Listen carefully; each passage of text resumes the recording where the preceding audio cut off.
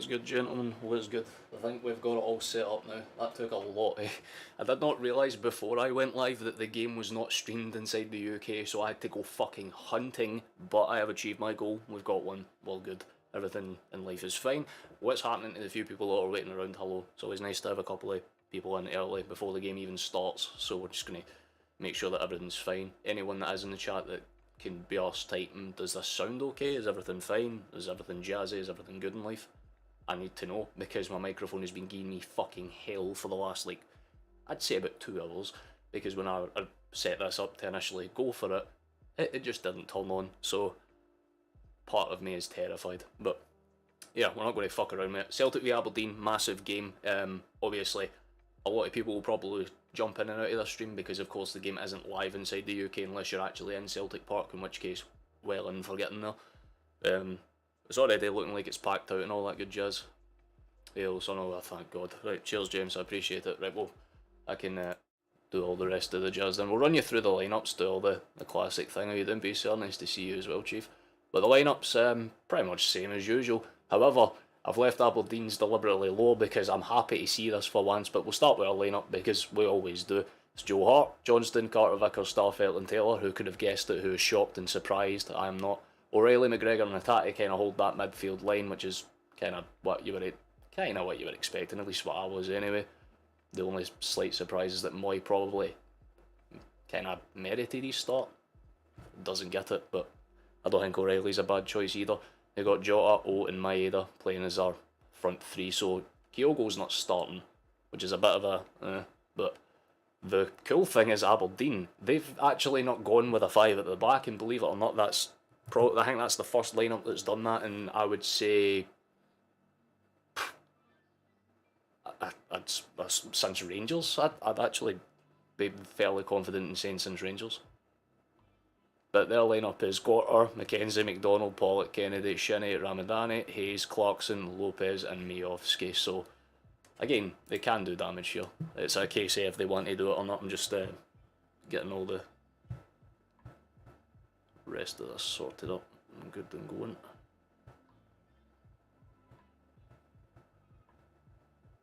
I had to bounce between pillar and post to try and find a stream that works. Boop, boop, boop.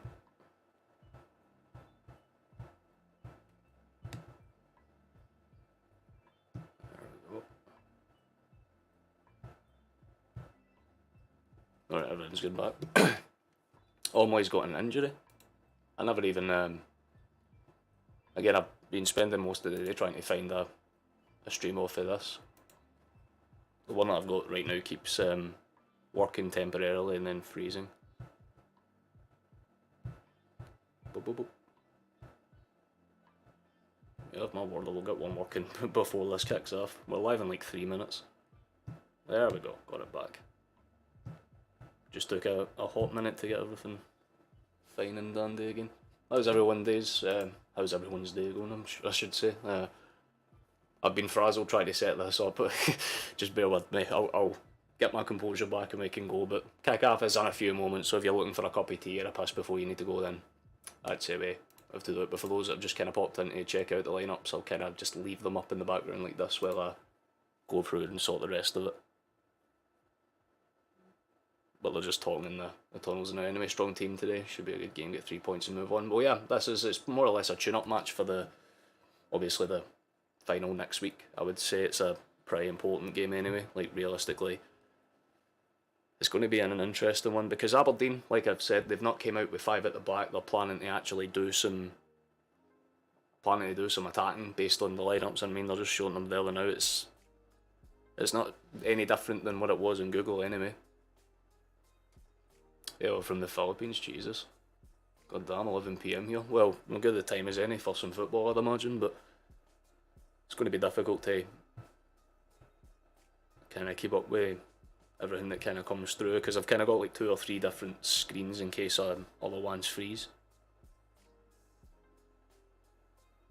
Because I have a feeling it's going to do that a lot realistically, because whenever there's a stream for outside this country, it's pretty hard to find one, but I've tried.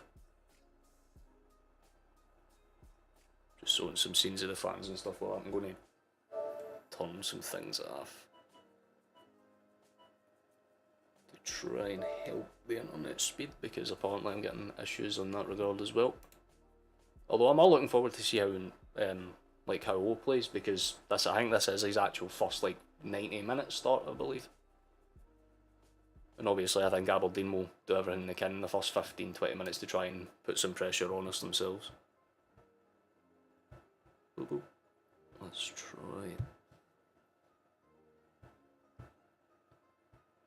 this one.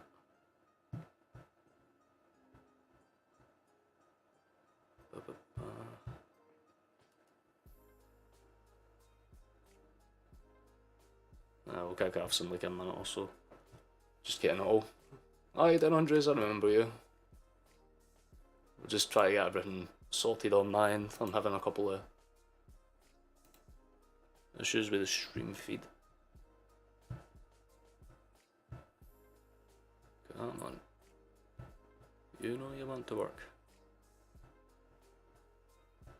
Done all the necessary crap now.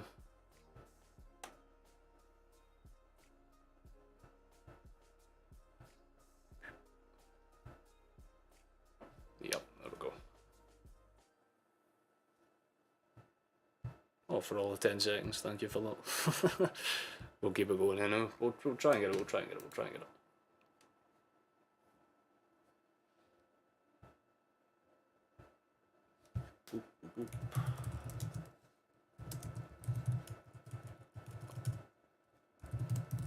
Apparently I'm getting drop frames on the stream as well. Everything's going wrong at once. We love it.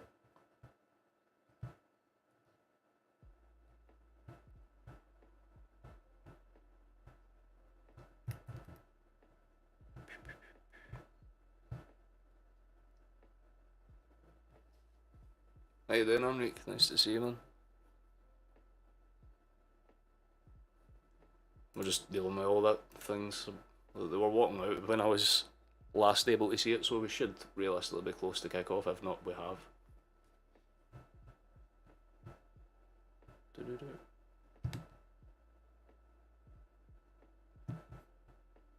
the champion there.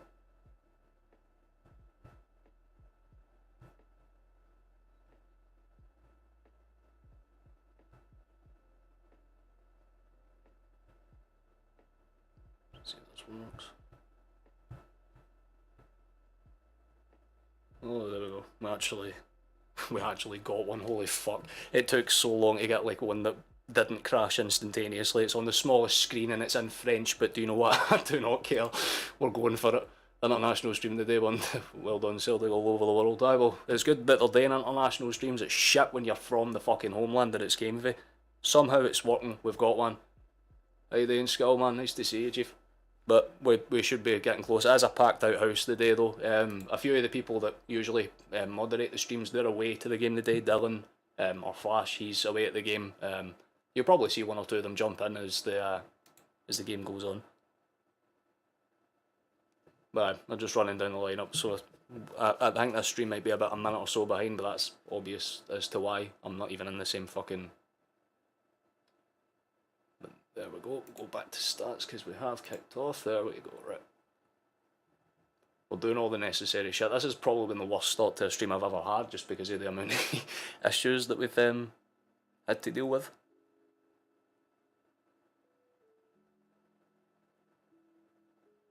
Yeah, I would imagine we're going to be about a minute or so behind.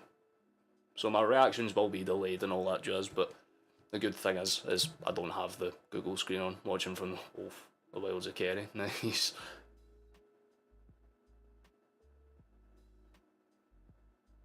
I think it'll be... I think it's Willie Cogham, it's the referee today, so that tells you everything you need to know about how this is going to go. And if anyone has seen the referees for the Scottish Cup final, by the way, you probably won't be happy about that either. This one's delayed by a fair few minutes, to be fair. We've just kicked off on that screen, so I'd say we're about 2 minutes behind. But for those that aren't at the game or have some stream version of your own, I'll commentate as we go along. But Aberdeen will certainly want to make a good point here because they haven't had the greatest stretch of things. I mean, I'm pretty sure in the table they're, what, 5th, 6th? 7th? Never mind. close enough, but there's obviously other games going on as well. There's Livingston and Rangers going on as well, I believe, so I'll kind of check in on that every now and then. Just to make sure that everything's good in that regard.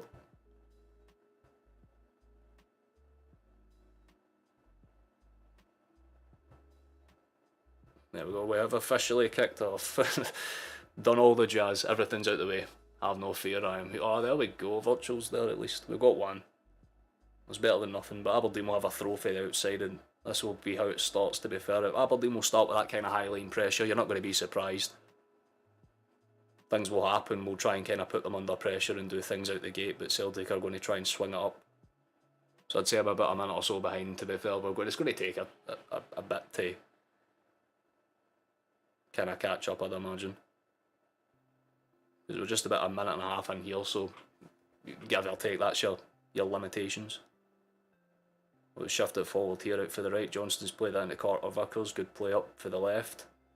And this is what we did so well against St Mirren in the cup match last time out, because Atati's already shifted it, tries to play it in.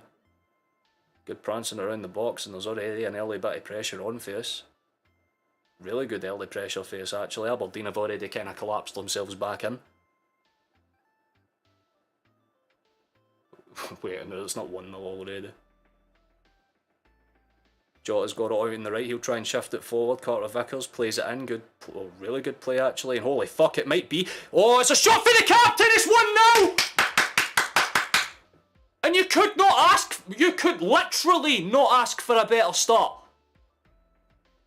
Simple football when it's all said and done. They're just doing all the classic jams, but it starts from a throw-in out on the left. Just some really dithering, deflective, defensive football for Aberdeen, I should say, and then, well, I've got to say, it's a lovely finish for McGregor, because it's a good header down initially for the Aberdeen defender. Like, he gets a good 50 in, ball kind of spins across, and how many times have I seen that for McGregor over the years? It's countless, but half volley, right on the edge of the D, like a fucking arrow, straight down to the keeper's right, and it's well placed, to be fair. You have to feel for the keeper, because that's literally the first shot of the game, but what a shot it is.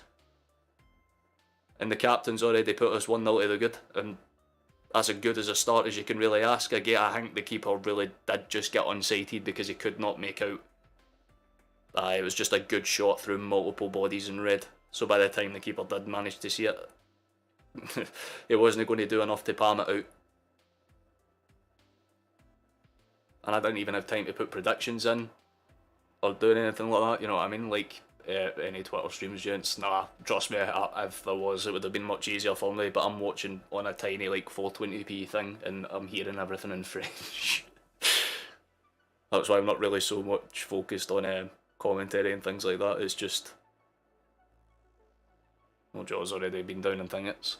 We've already started off as get the lineups out. You said, well, you came in late, right? You came in late, that's not my fault, but here's the lineups. I'll run you through it. Well, obviously our goal scorer in the middle of the field, captain, our captain, goal scorer, everything sexual in life, McGregor, but we've got Hart, Johnston, Carter Vickers, even though apparently he's just disappeared on Google screen, Taylor, Hatate, and O'Reilly, Jota, and Maeda, so it's not Kyogo starting up front for those that are curious.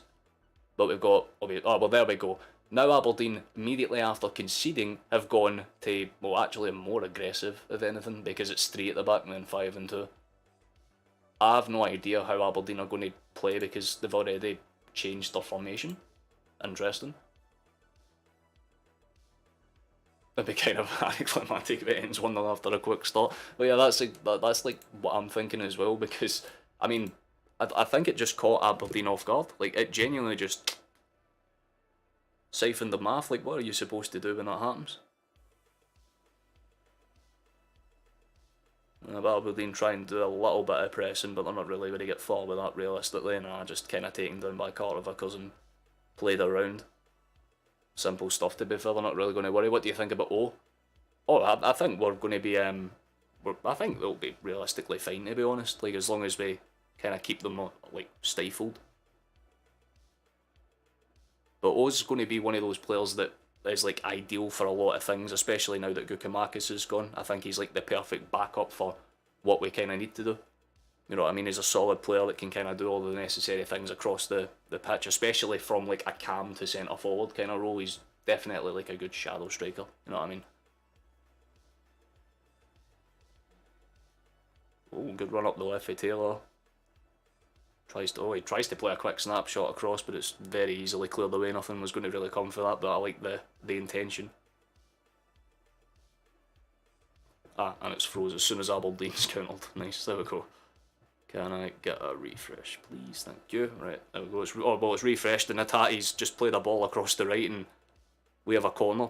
So, from Aberdeen attacking, it's just skipped forward like 50 seconds.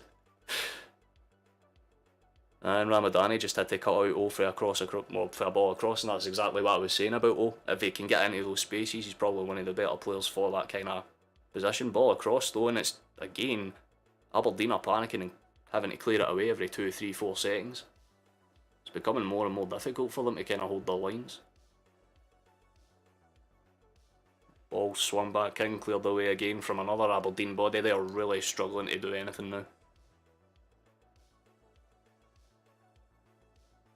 Oh, good pass away, but nah. It's just kind of weird to see Johnny Hayes playing like on that left hand side. Like, he's not as quick as he used to be, so it's kind of weird to see him, you know, try and use his bundles, because they're nowhere near as effective as they used to be. I'm just trying to deal with stream delay, because while that one's on in the background, I'm trying to see if I can find one that's a little bit further ahead, if that makes sense. Can't seem to find too many though. They're all about the same, if not further behind. 1 hour ready cheese. The price of looking for a working link. Yeah, I know that's the thing. Like, usually I do my best to try and give like good commentary, but I'm spending like 90% of my time actually just trying to find one that's like make-outable. Oh, well, that stream's just apparently been taken down, so that's lovely. We're going to find another one, it won't take too much. This one.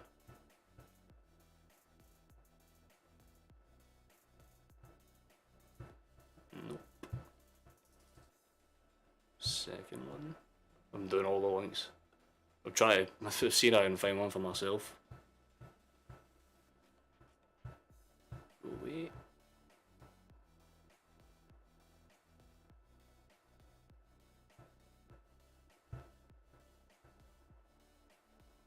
Nah, I don't think I'm going to find too many better than the one I already have, to be fair.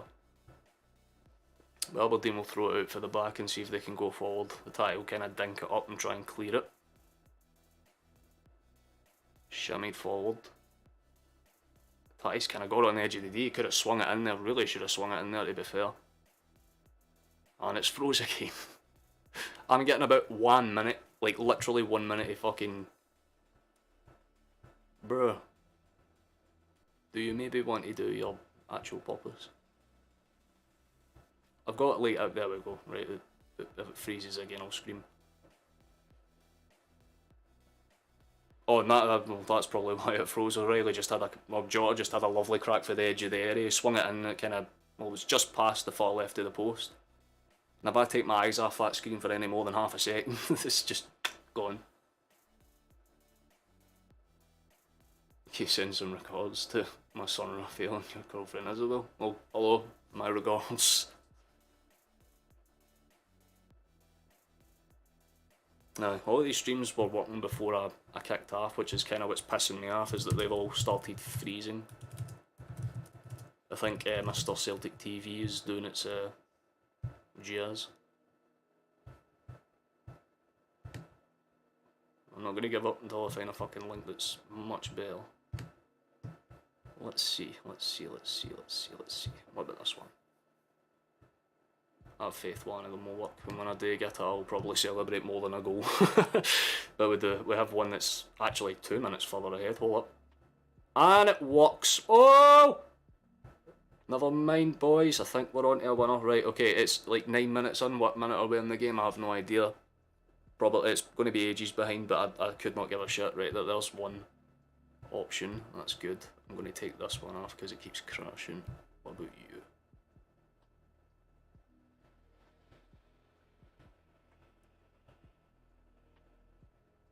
Let's see if this one freezes. Because they all kind of freeze at the same spot, you know what I mean? VIP League is working interesting. That's the one that I was just on trying to get to work.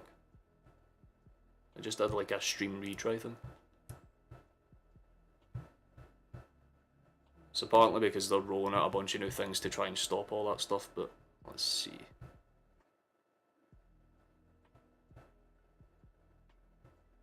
Nah, see, I thought so. I've got the one that's still a few minutes behind, but then again, there's no point really giving commentary when there's like...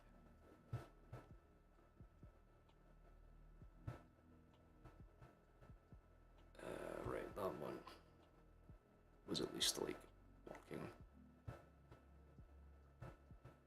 That one isn't even loading, so we'll load this one.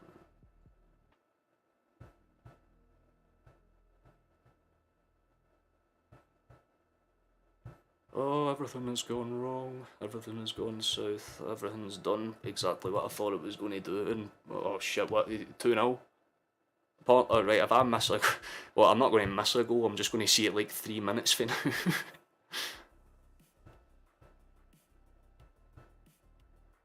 Ah, but now none of them are loading. Not a single one's loading, they've all crashed.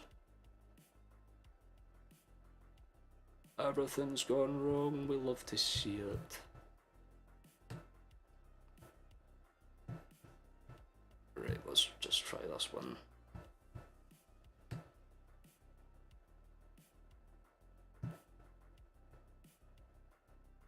Not works for 2 seconds, crashes. It seems to be a theme with every single one of these.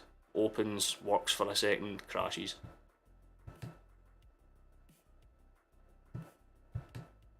Has to be something to do with Celtic TV to be fair. But Rio has definitely scored the second goal, by the way. And it is a very clean finish, to be fair. He just kind of shimmies it into his left. Like, again, it sucks because I'm like 3 minutes behind, you know what I mean? But it's beautifully played in. Like, again, O'Reilly does well, plays it in towards Hatate. He's on the edge of the D, gets in, shimmies it to his right, and just places it to the keeper's far left this time. So the goalkeeper's been beaten both sides of his post very, very easily. And even though I think I've had more fucking stress put into me than Celtic have, and that's just me trying to find a working goddamn thing that doesn't crash every 5 seconds, but we seem to have one that works now, even if it is a little bit delayed, admittedly. But it is a lovely finish, to be fair. Actually, the replay makes that look way better than it probably looked in real time. But he gets in between 3 of them, they try and triangle him and kind of close the space down. Doesn't work, of course it doesn't work, why would it? But... yeah, Hatate and his rugby fucking mouth guard comes in clutch again, and we're 2-0 to the good inside 15 minutes, which is probably a better start than anyone could have expected, to be honest with you. I'm back, sorry, I just volleyed my phone off the door watching that goal. Understandable, to be fair. Who is it that scored, bro? It was Rio Hatate, chief. The first one was Callum McGregor for a beautiful half volley for the edge of the D. And the second one was a mixture of like Hatate and O'Reilly playing for Aberdeen like they were butter. They did not exist. Although somehow, even though this has been the worst, like, or not the worst I would say, but the most scuffed start to a stream, still over 100 concurrents. Hello, thank you, very nice. Please sub, suffering, all that jazz.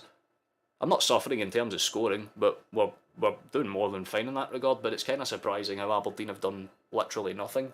But then again, I thought they were going to come out and play with that 4 at the back formation Google was teasing me with. But Jota's running forward again here, and there could already be another chance on a start. Well, he's been decked, that should be a foul. Oh, it's Shinny that's taking him down. Surprise, surprise. I'm really confused by Jota's haircut. I'm not sure if he's trying to go for a mullet or a mohawk, but it's kind of like a mix of both.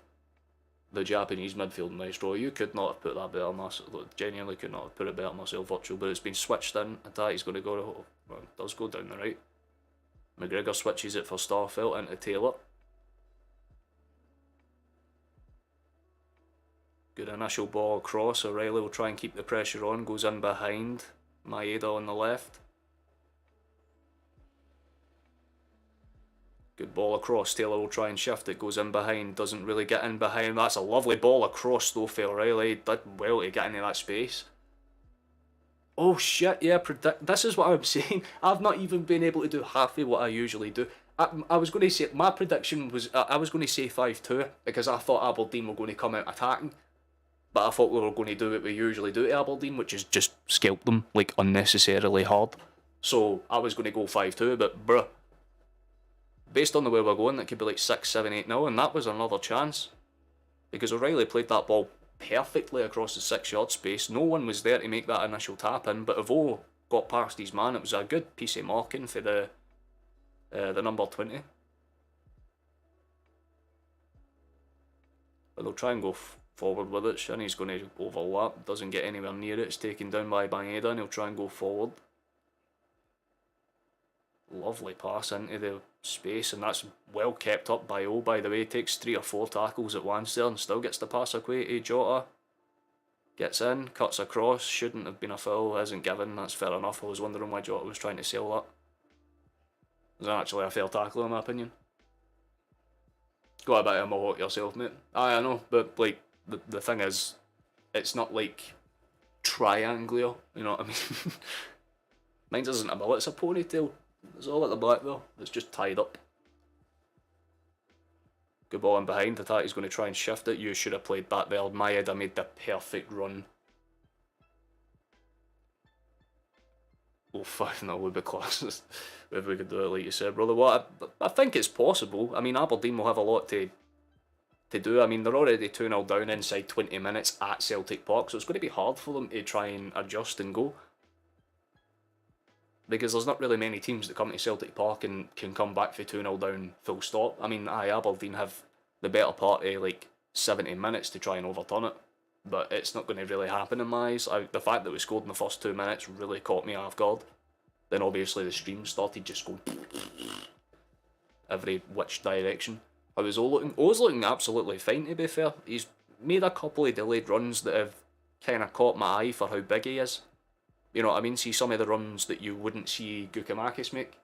Like, he's making them, but he's just a little bit less physical, I guess would be the word to say. And as I say that, he shows his strength there and gets past one, stays on his feet, but he gives the ball away, wins it back, gets taken down and wins the foul. I was just talking shit on his physical play. I take that back. He's just went like 1-on-3, and they've had to drag him down to stop him. That's a very good show of physicality, and it's quickly played out. McGregor will play it across to Taylor. They're going to go for a quick one. They really should have. O's looking sharp. Yeah, his positioning is fucking lethal. He's really good with the off-the-ball runs. He's got the ball there again, out wide to Maeda. He's got a surprisingly smooth system with McGregor. Every time McGregor steps forward, O drops in just that wee bit deeper to cover his space.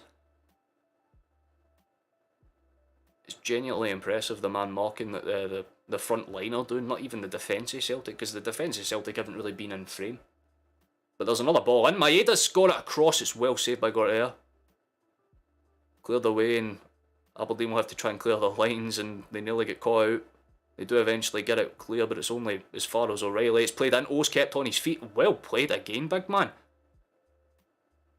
He does not go down without a fight. I'll say that much. Tried, pulled, pushed, shoved, every word for it, and then he just runs up behind the guy that just did it to him, does it back, and the guy hits the deck first time. That says it. Give a wee shout to oh, your mum, Marion. Hello, Marion. Hope you're having a baller of a day. We're 2-0 to the good, so life is pretty jazzy. That's a really good save for the keeper of Aberdeen, to be fair. If that ball made it across those two Celtic bodies there to just tap it in, cause no problems. As it stands, Aberdeen have a set piece and still very deep into their half, but you can imagine what they're going to do with it. They're going to swing it long. Imagine that's the plan here. You can see them slightly just edging their way up the field slowly but surely. There it goes, but it's immediately won back. McGregor. Very powerful pass to Starfelt, and in fairness, good control for the Swede. We can go forward now though. Johnston will keep the run. Good stuff, really good stuff. Gets past 2-3 of them, and that's the thing. Aberdeen are overcommitting way too many bodies in every attack. Because if O or Maeda or basically anyone that's on the wing positions get past, they're only having to break past 2 or 3 people and then they're in 20-30 yards of space.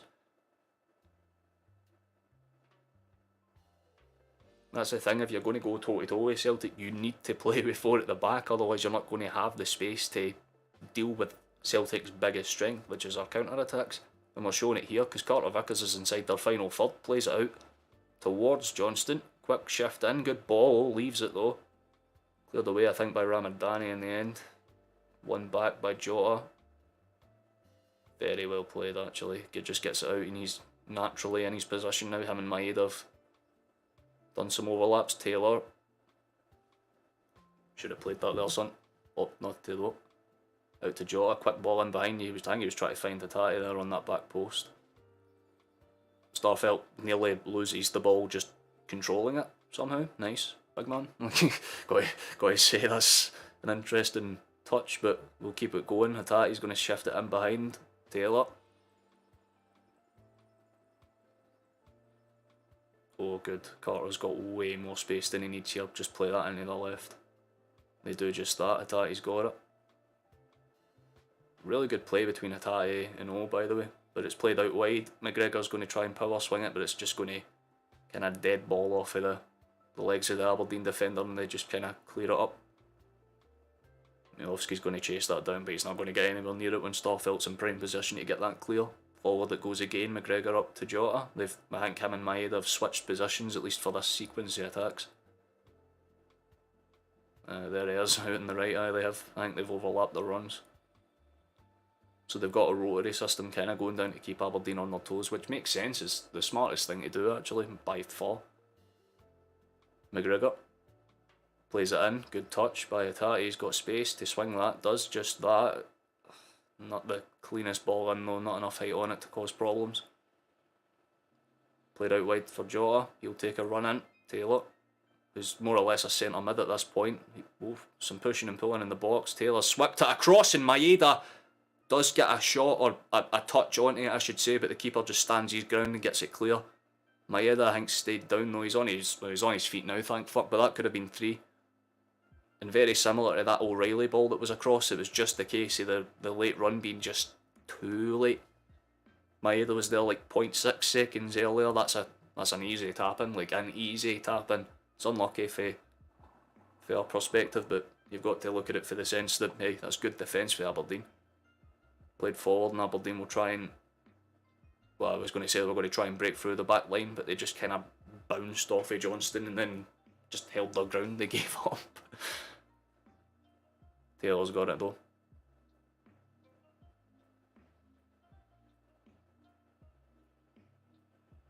It seems that now that I've actually like simmered down to actually chill down and watch the game, nothing is like all of the dramas happened while I was trying to fucking figure it out.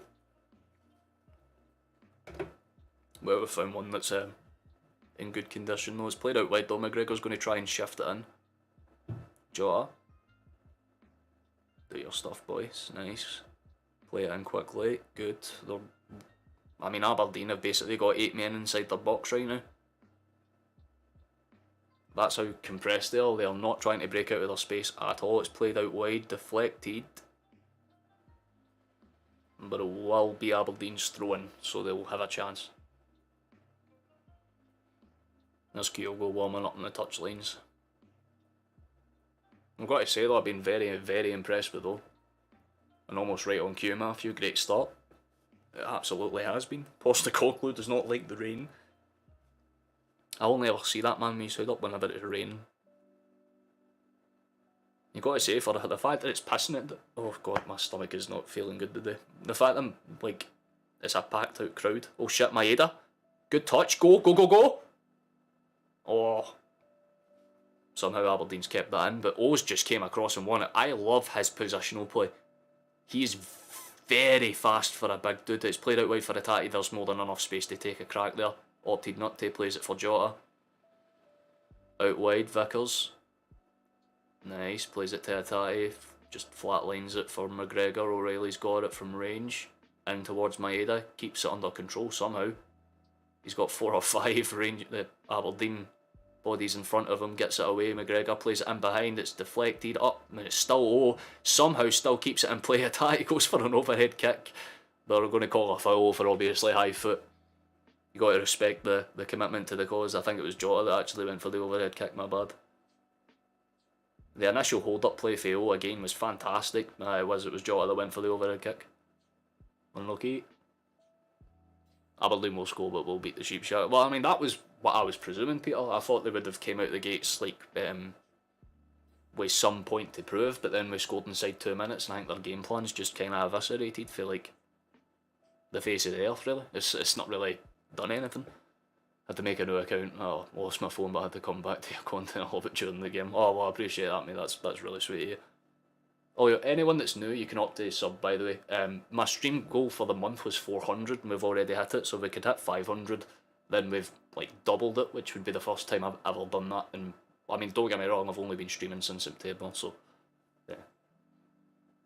Where the fuck does he appear? Like, O has genuinely been impressive in the sense, like, he's not what you would... I call him a shadow striker, and I guess if you play, like, Football Manager, or if you play, I guess, like, Pez back in the day, you'll know what I mean by shadow striker. But he just appears, like he appears, steals the ball and takes one touch, plays it in. Like he's always a player that's looking to go forward, or at the very least hold it up to bring others forward. And I very much like that in a big dude, because again, Kyogo's different because he's small, he can make those in behind runs and cause problems. But for a dude that, like, how tall is he again? Is he like 6'2", 6'3"? Oh, he's so Hatate, Oh, Hatate nearly made it 3. We've had a few good starts there. And again, hold up play from O. Heads on beautifully to Hatate, and it's a shot straight down the throat of the keeper. There's no way he wasn't going to save it. He might start a Celtic podcast. Oh. His name is Big Chief. No, my actual name's Callum Chief, but on YouTube it's Caucasian. I get some people don't know how it's pronounced, but... Oh, someone for Aberdeen's just hit the deck. I've just seen him clutching his head. Oh, how you doing? No, nice to see you back as well. Got a couple of good returns and stuff like that, but we've clearly got a couple of new faces too, which is nice. And Olivier is stuck through me for the first like 20 minutes of actual suffering, but we're good now. There was a collision in there between him and Taylor. Him and Starfelt, I should say. He's up on his feet now. So Starfelt, that's nice. Vasquez, play on then. Is he bleeding? No. Is he on the ground? No. Carry on then.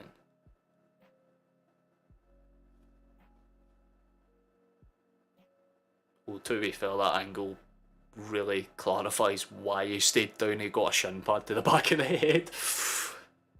I thought he just kind of got pushed over, but then it showed the other angle. Aye, shin pad like right to the back of the skull, man. That's going to shake your fucking cortex. Mate, I'm trying to figure out if you weren't Let's Go, because I'm not sure I've seen you. Interesting.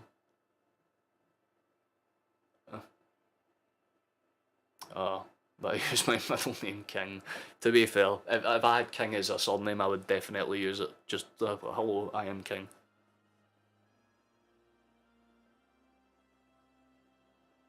Ooh. Does it piss you off that there's a fella on Rangers with your second name?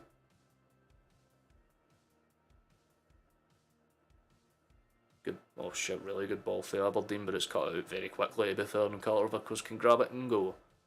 Can we grab it and go? Is he holding it up? No, he's not. Plays it forward for Johnston. That's the first time I've seen him in about 5 minutes. And it's not to his discredit, it's just because we've literally been pinned in their final third for the past, like, I'd say about 7 minutes straight.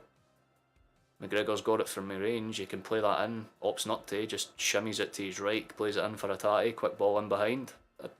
Opts did not do that instead. Confused by his decision making at times, even though he has been one of our better players. Does well to hold that one up in fairness to him though. Carter Vickers, quick ball out to Maeda. Him and Joe have switched positions now. Maeda's on the right. Ball across again, just kind of whipped away I think by... That didn't look like him to be fair. No, it's a corner for us. They were trying to claim it wasn't. I was just about to say that zombies are at it again. Oof. Oh wait, what do you mean VAR Rangers? Oh, please don't tell me they've had a VAR decision.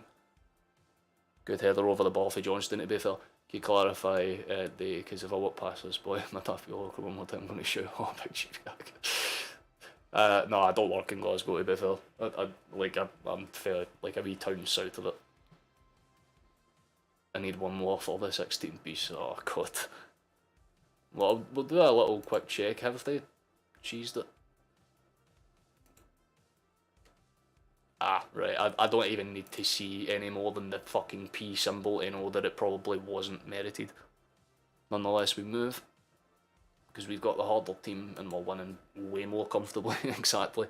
Fuck the monkey, we're winning the league. We don't have to worry. Realistically, we don't have to give a shit. They're trying to keep pace with us. It's not the other way around, so. Ball played forward though. Aberdeen will try something. And by that I mean they'll try to get forward, lose the ball, and we win it in. Penalty. Pen again to them? Holy fuck.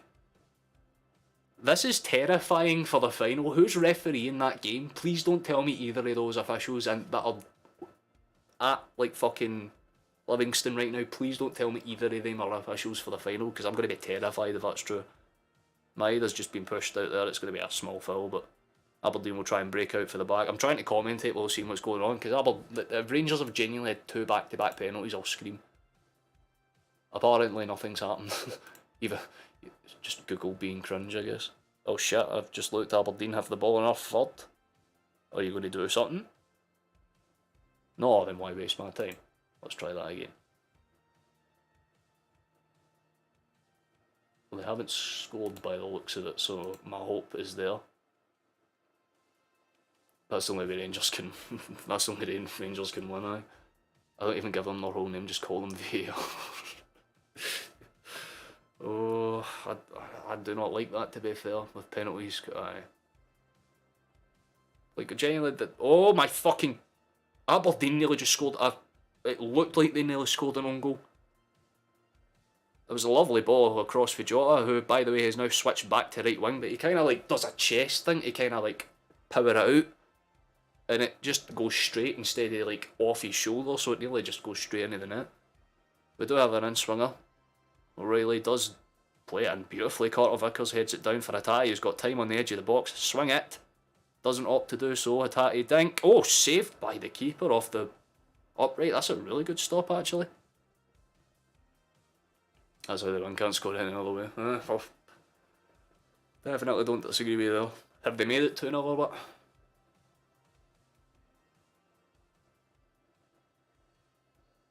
Oh, good ball out. McGregor will try and shift it in towards O'Reilly. Ball across.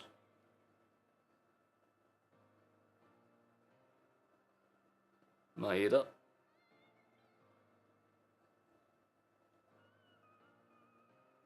Nice stuff. He'll just plays it across for Carter Vickers. He'll try and shift it forward in towards O'Reilly. Clean ball across, and he'll just try and open up space again. McGregor to Taylor. Out wide for Maeda. Shimmy it. Play it across. Does so. Hatate plays it in for O. Holds it up brilliantly. O'Reilly. It's deflected a bunch of times. Maeda's been volleyed in the balls. It looks like he's been either in the knees or the balls. That one's definitely no.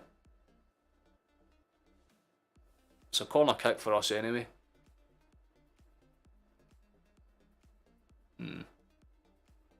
Still freezing for those Blues. Right, they're still, like, again, regardless if they win 50 fucking 0 today, boys, what we need to remember is that it doesn't matter, because it's about points, and we're ahead.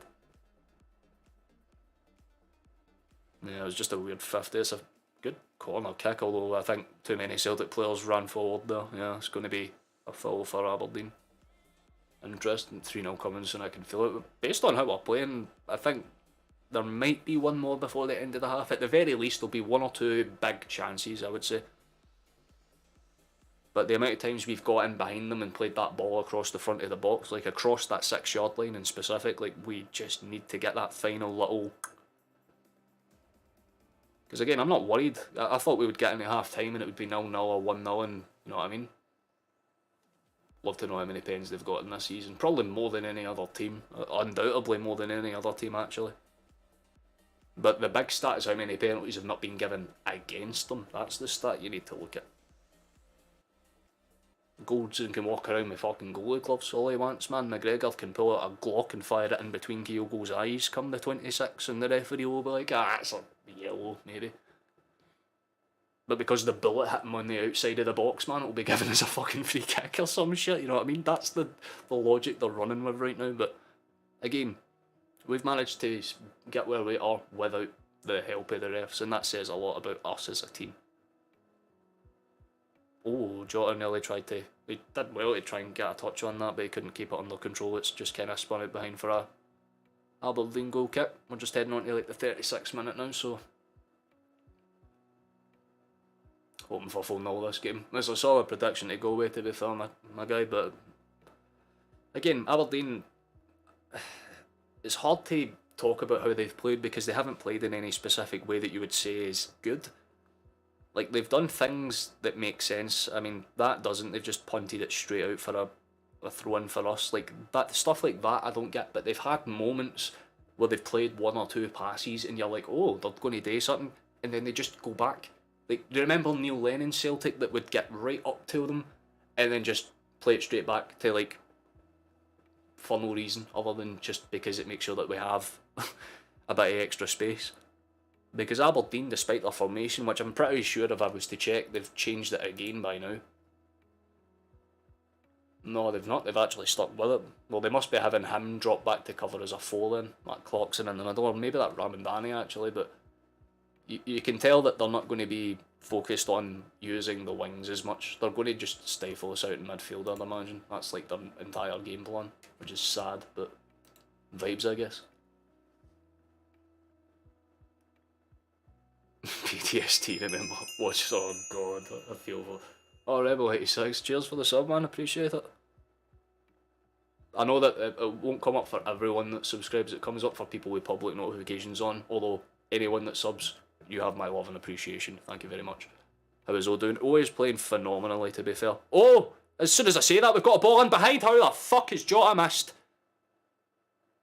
Boy, if you don't... What's happening? If they pull it back for an offside, I have no idea what the fuck's going on, but Jota's just missed for like point blank range. What's happened? Alright, Jota was offside, it doesn't matter. Right, well, either way, Jota missed for like 2 fucking yards out. Interesting approach. I think Beale Talk's a good game, I think it's a pen. I don't even care about Beale, to be honest with you. Oh, they're trying to claim penalty for Maeda being decked. I don't think that will be given. Surely not. We're getting a VAR check now. I think they've realised, oh fuck, we've done it twice for Rangers, we should probably do it here to... If that's given, I'll be very fucking saddened by that, because Aberdeen will be fucking furious, and rightly so. There is no way in hell that is a penalty. If you cut me, I bleed green and white, but boys, there is not a chance. Maeda just kind of gets shouldered and he goes to ground and he gets up instantly. He even knows it's not a foul. But they're obviously going to check it for the offside on the build-up as well, so it's not going to be given regardless. If it does, if somehow they cheese it to give us it, then somehow that will make me feel worse.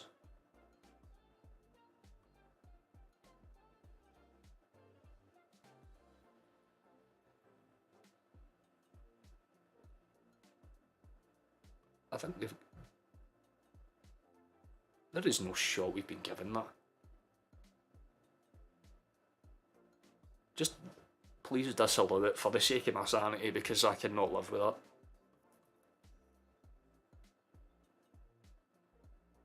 Oh my god. I mean, he was very happy to fucking blow the whistle. I mean, mate, he was doing a whole fucking... He was doing like a cheerleader thing, man. You see that shit? He was doing this. Right, normal VAR referee. No, he was going... Fucking what? We get it, Colin, man. We get it. It's offside, man. You don't need to make a fucking half-time show out of it. My guy. You can tell he's been watching Loose Women, man. He was feeling himself there. Good for him, I guess. Oh, fuck, another Aberdeen player's down. Every time I look over, there's an Aberdeen player down clutching his balls or something. What's happened? He's pointing to his chest. Was he winded? No, he's holding the front of his face despite being hit in the neck. Interesting. Just hope they can play better. Well, I totally missed that, Colin. I'm sorry. Sorry that I missed that one. I hope they can play better against the Huns. The last performance was awful. We'll do everyone else in the league. But yeah, basically we could lose every match against Rangers for now at the end of the season, and as long as we beat everyone else, we've won the league. However, for the sake of my sanity, I hope that we win every match against them for now at the end of the season, because it would be funny. Aberdeen do have the ball at right here, and never mind, they've lost it. He's screaming that it was a shit pass, but to be fair, it was just a shit touch. And Celtic will just kind of come out for the back straight away. We've got about 4 minutes to play, as well as any additional time.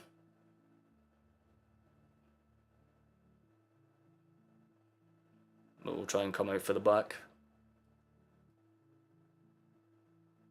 Oh, I would say, to be fair, that might be one of the comments of the day, to be fair. I would love to see what chewing the fat would make of VAR. Just, honestly, you can only imagine. Ooh, good ball out. Carl Vickers is in like 40 yards. Good ball in. Oh, the feet work for him and Atai have been fantastic this game. Atai's got it back out in the CFA about 25 yards out. Opts to just play it safely back to Carter Vickers. Ball across. Taylor. Good initial play. Just keeps it beautifully. Hatate tries to ping it out wide from Maeda's deflection. Doesn't get there. Johnston will cut her off. He gets absolutely floored by Duke by the looks of it, but nah, we're going to pull it back for that, to be fair. Just kind of give and take. Fuck's sake, 2 unlocking currents, boys. What's happened? Or what's happening, I should say. Actually, no, both. What's happening and what's happened. Why are you all here? Why are you watching a Stone Scottish dude scramble to figure out what's going on? Thank you, though. Appreciate it. You can like and all that good jazz. I very much appreciate it. No penalty, for what I've seen anyway. It was disallowed for offside, and it was offside. Like I said, if we were given that penalty, I would have been very, very tilted.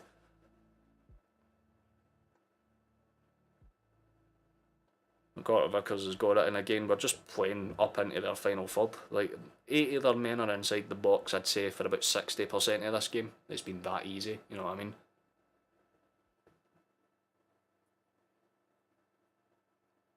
You get yourself in as a special guest appearance. I wouldn't be that. I would actually do that, to be fair. It's not a bad way to go. There's a lot in the market for it. I mean, that's why I started streaming Celtic games. Because most of the people that stream Celtic games aren't actually Celtic fans. Like that pure Scottish football. For what I know, he's a Rangers fan. Even though he streams Celtic games. But we will win the cup final against Rangers, I'll say, for that game 3-2. I think that's a very bold prediction. But I think it might probably be like... what I said is it will be like 2-2 at the worst, and then we'd win it in extra time. But if not, then I think we could probably win the game about...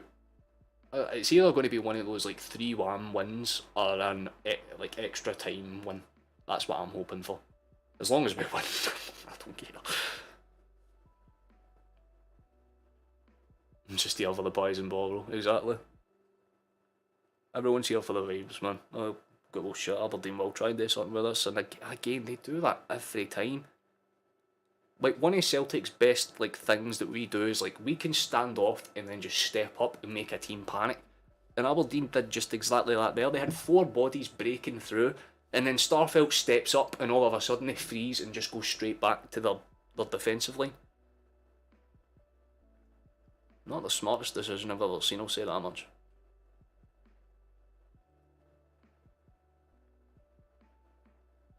How do you know who in how do you know when Celtic scored? Because the games, I mean, McGregor scored the first one for about 25 yards out. Lovely finish, to be fair, in the bottom right of the goalkeeper, and then Hatate scored the second. I'm not sure how much long after. I think it was like the 15th minute or something. He came through and just kind of planted it, made it very simple. It's all about the 3 points today. Couldn't have put it better myself, Paul. Again, so far I would say O's been a very solid performance. He's probably been one of the better all-round kind of players, I would say.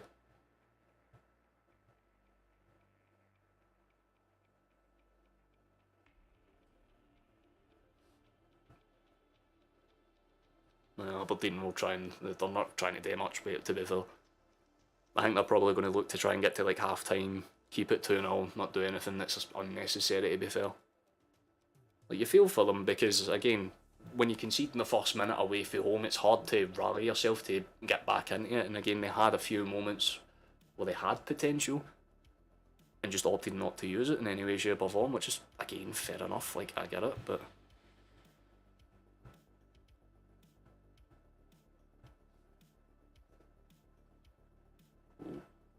Plays on. Oh, that could have been something there, to be fair, but didn't take his opportunity anywhere near enough.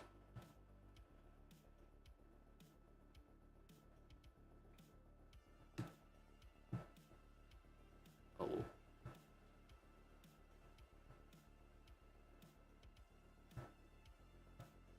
Let's try to fix all this. Clear out all of those tabs now that I've got a few ones that work fine. But realistically, well, not worried about much. I mean, we're just kind of playing it around the background. I mean, half time will be coming any second now. Realistically, we're what 10, 15 seconds away from the half time. But all things considered, the first half has been solid. We've not had much to worry about. We've played through them nicely. I mean, the goals were fantastic. We've played out for the back fairly well. We've kept Aberdeen stifled. They've not been able to do much in terms of progressive counter-attacking, which is usually what Aberdeen rely on to do 90% of what they do, but that's officially half-time in the game here, so what are the stats, because I'm genuinely curious. Yeah, that seems about right. Every time they've had the ball, they've kind of stepped forward and then panicked, passed it back and then lost it in stupid areas. I'm curious though.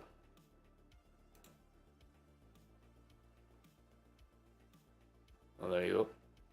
Just 1-0 in that game still, so... But what are the rest of the scores? So Johnston 1-0 up against Dundee, which is slightly surprising admittedly. St Mirren 1-0 up against Ross County, and Hibernian trying to find some of their form again. They're 1-0 up against Kilmarnock, and obviously in the game that we're focusing on, two beautiful finishes either side of, well, some slight Aberdeen pressure. I mean, their only shot came in between the two goals, but McGregor, more than fine. Ittai, more than fine. We've played absolutely fantastically. You know what I mean? I reckon that we were due to give the Rangers a proper doing. Yeah, like, again, it's one of those things where this game is a tee-up match, and Rangers will be kind of thinking the same against Livingston, which is probably why, like, you won't see any, like, flashy scorelines that are convincing, you know what I mean? Like, right now we're 2-0 up, but you can see there's going to become a point in this game where we get tired. And I think that's what we'll bring on changes for, because, I mean, who is on Celtic's bench again, if I look? Who would we bring on, realistically?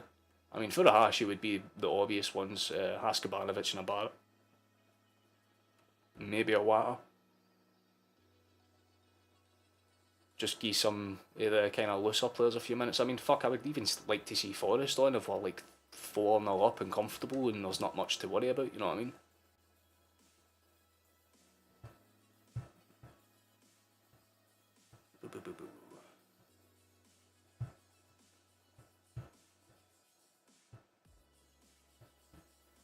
Just going through the rest of this now. But yeah, we can take a slight little break. So if you want to go and get a cup of tea or whatever, you're more than welcome to go ahead and do so. Obviously, we'll be live again in around, well, I'd say about 8 minutes or so, 2 from 0 in the second half. I'd like to hope so. I mean, he's more than merited. He's more than merited the play to get a goal. I mean, his like positional play has been one of the more impressive like aspects of how he's kind of gone about things. Because again, for a dude that's as tall as O is, I wasn't expecting to see him make the kind of loose runs that he's been able to make and kind of get into those spots that, again, for a guy of his size, is just, you don't see it every day. You know what I mean? It's very weird. But we'll give it's a quick little sub check, because I kind of always do that at half time. But if you have any questions, you're more than welcome to throw them in. I'll answer them as open-ended as we can. But obviously, like I said, this is more or less a tune-up match for the for the final next week, and as long as we kind of do what's necessary, we should get across this game fine. The only slight concern is that I have the dentists on the 24th to get a tooth down there ripped out my face, which is always nice. We've nearly hit 500, holy shit. I was saying that sarcastically, you know, but thank you very much. We've just, 490 we've just hit, so that's very, very cool. And again, this stream started off horribly, so all things considered, no complaining at all. Just try to get all the rest of the feeds working off my screen. God damn it, that's literally the polar opposite of what I wanted it.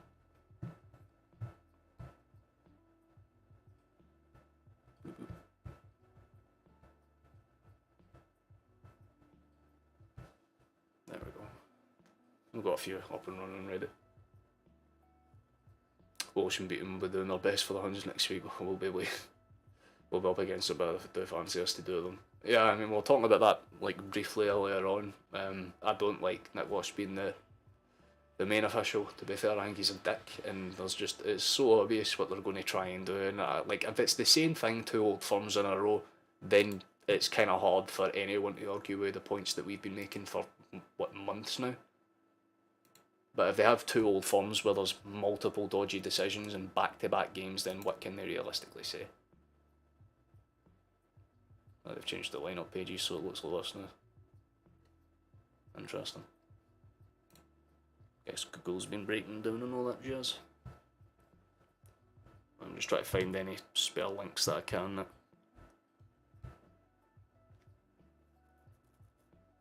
can give me a better rundown.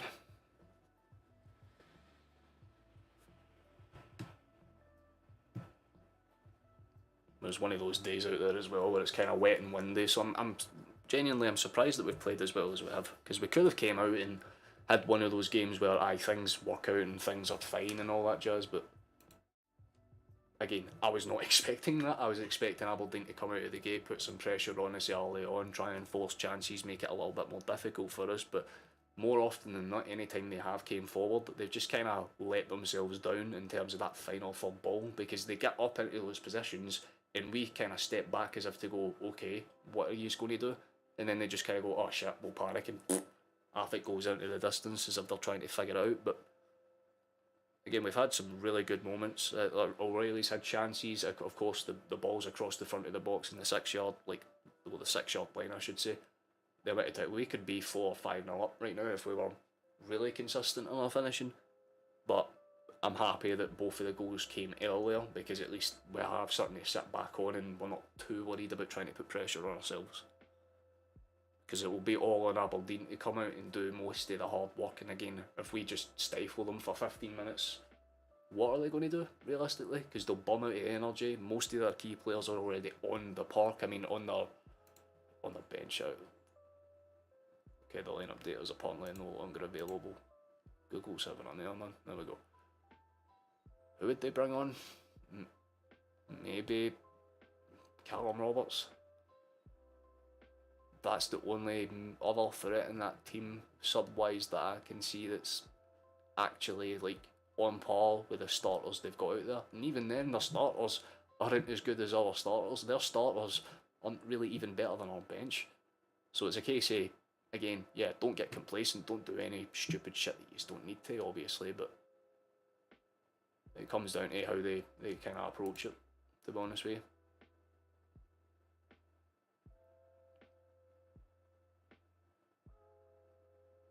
We've only done 2 winners. For what? Was I thinking a draw that I was unaware of or something? Oof, my stomach is not feeling good today, man. I'll bounce with people at the post, but second half will be kicking off in a few minutes anyway, so just kind of spark up a little joint and wait for everything to do what it needs to do.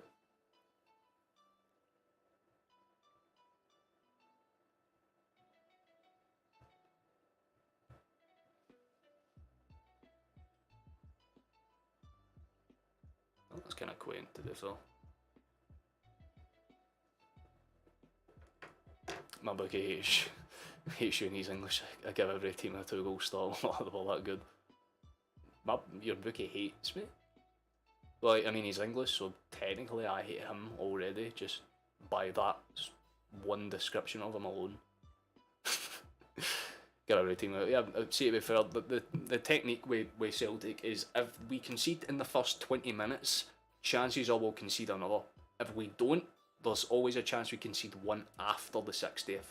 But if it's 0-0 on the 60th, realistically we'll win the game, because that's just the type of team we are. They need to score out the gate and then just before the 60th, which is why I always say the first 15 minutes of either half will tell you if a team's going to be good or not. And I thought Aberdeen would have came out and put that pressure on us and made us think, oh shit, right, okay, we've got a game on. And then they've proceeded to do everything but that. They've just kind of wandered forward, I guess would be the term. Like, they've not kind of came forward with the intention to do something, they've kind of came forward with the idea. And in a match against Celtic, where if you're going to beat them, you need to know what you're doing. And Aberdeen really haven't. They've had ideas, they've put good balls in, but no one's making those runs to, you know, justify like the quick in behinds and stuff like that. Just got a Discord notification, I'm presuming this is for Dylan. They might have sent me a little video of the stadium. No, it's just a message that says boom in massive capitals.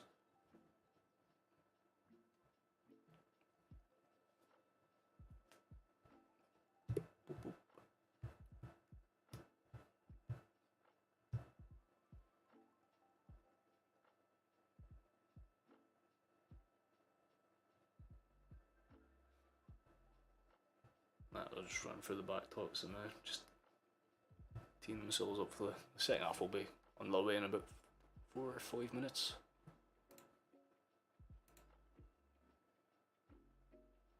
That stomach's going to be growling at me for a while, I'd imagine.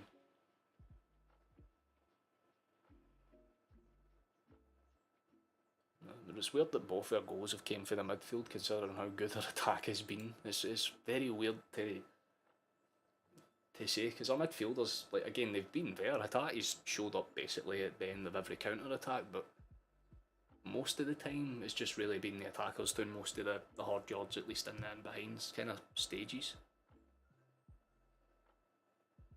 So I'm curious what the changes will be. Like, if we'll bring on Haskabanovic for Jota, I'd imagine that would be the play.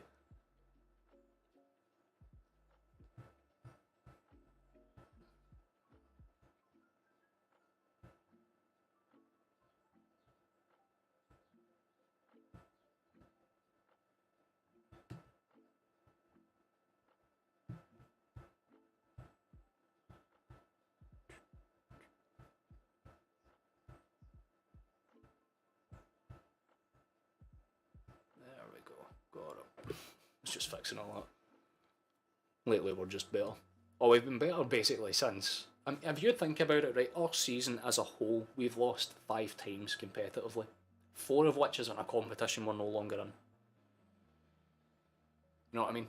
That tells you everything about the way we are as a team. We play fantastically when we want to. Like, it's just about consistency in higher ranked games. See, in like Europe and things like that, where we can play good, but we just don't for whatever reason. And again, it's even if you take this season, we're not we didn't play bad in the Champions League games, but we didn't take the chances we made. I mean, in the 2 Shakhtar games, that was hard to watch because of that exact thing. But we're actually, you can see in this game, we're actually taking chances early on now, which is kind of the polar opposite of what we used to do.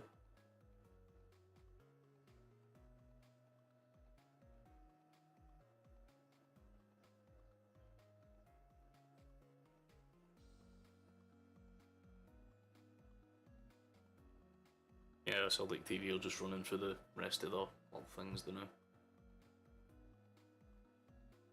Little team talks and stuff like that. But again, the stadium is packed out. Like, they've done very well with ticket sales. Again, for a game that's, you know, 3 PM kick-off, wet and windy, not exactly ideal conditions for anyone to kind of be packing out a stadium. They've gone ahead and done so without much fuss.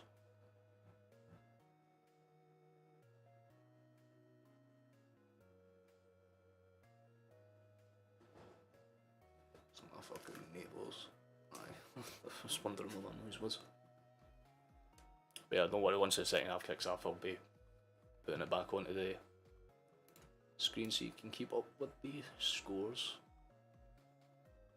Just make sure everything's good and working. Yeah, I do thank you all for the support on the stream as well. That, again, I'll say this to the end of the stream, this one has been scuffed because I'm not even in the right mindset to be streaming right now. But I'm here, I'm doing it, everything's fine. Kyogo's warming up on the touchline, so the chances are he will be the first change that we make.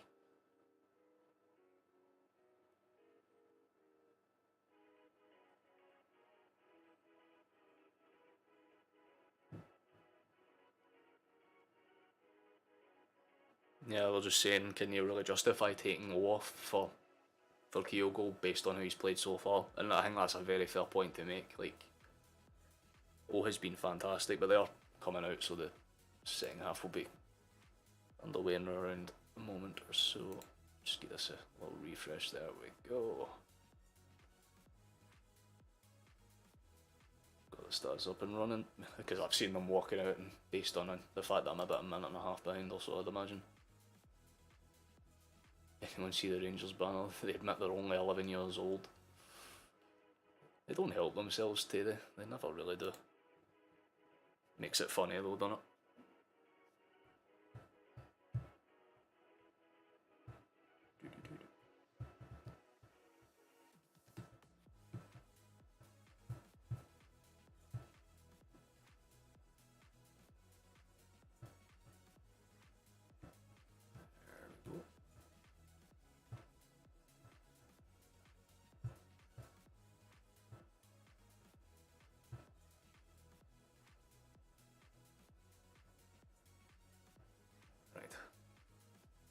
For everything to come up and do its thing. It was their mental age. Yeah, I mean, to be fair, most of their... Again, I'm not going to say anything because I'm a streamer, I'm not meant to, you know, sit and scream abuse at a whole other thing in the sake of getting banned, but that's why I have to hold my tongue a lot. But I don't disagree with you, they're not exactly the smartest group of gentlemen on the planet.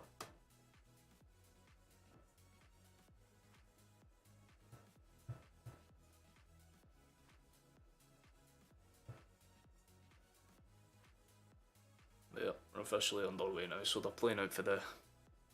Well, they've kind of gone back to their 4 at the back kind of formation, I think, by the looks of it, Aberdeen, but straight away we're going to try and play in. Ball out, McGregor. Just opts to play it back, and we'll kind of have to stifle their play creatively immediately because they've pressed up in that high line. So again, the first 15 minutes will tell you a lot.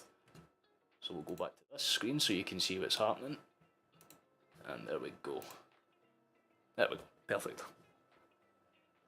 Well, Aberdeen have lost the ball in the final third, and again you got 4 or 5 bodies, but Collins decided to blow a foul on a tackle that was completely and utterly fine. Interesting.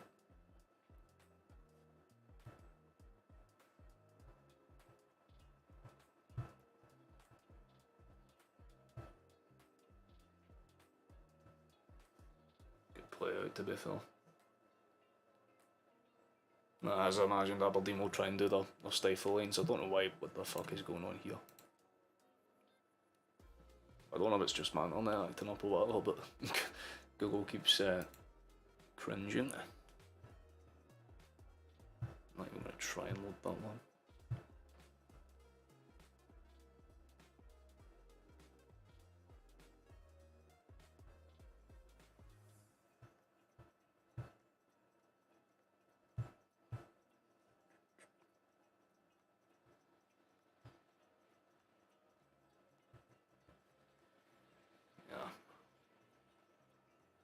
As expected, they'll just try and kind of, like, they're trying to play the pencils far too high, you know what I mean? It's not another penalty, it's fucking kidding me. If I check this and it's actually what's happened, I'm going to be... Well, Hibs are 2-0 up in their game, so they've just scored for a kick-off, I'd imagine. Interesting. Jot's going to go out right, he'll try and shimmy in, does get past 1 or 2. Still go, he's taken down, that should be a penalty for us. Or at least a claim for 1, the referee says nah. The fuck you mean, bro? Get up on your feet. He didn't win the ball. But then again, it wasn't exactly a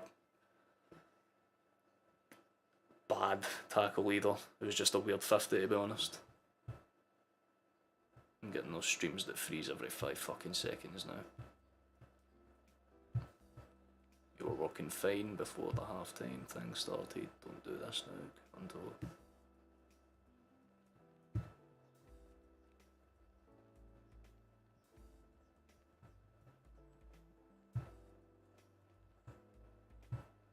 There we go. Just bear with me while I do some...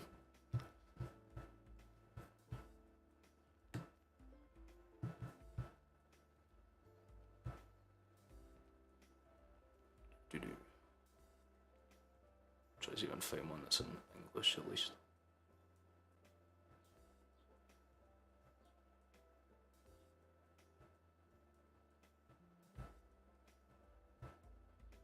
That's literally the same fucking...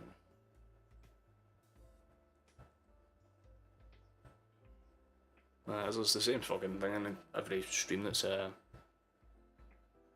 all crashed. Why does this happen at the start of every half? It was working fine literally before it kicked off.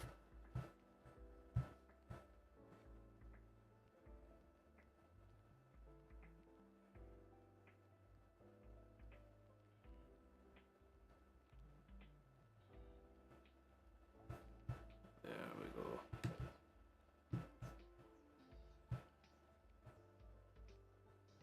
That's fine, that works just as fine.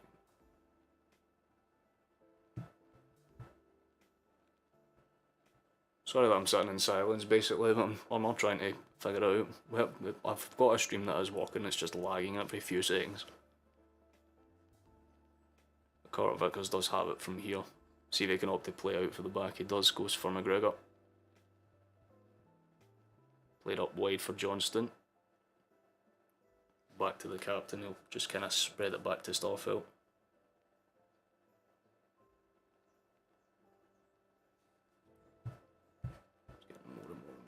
Every fucking 2 seconds it's freezing now.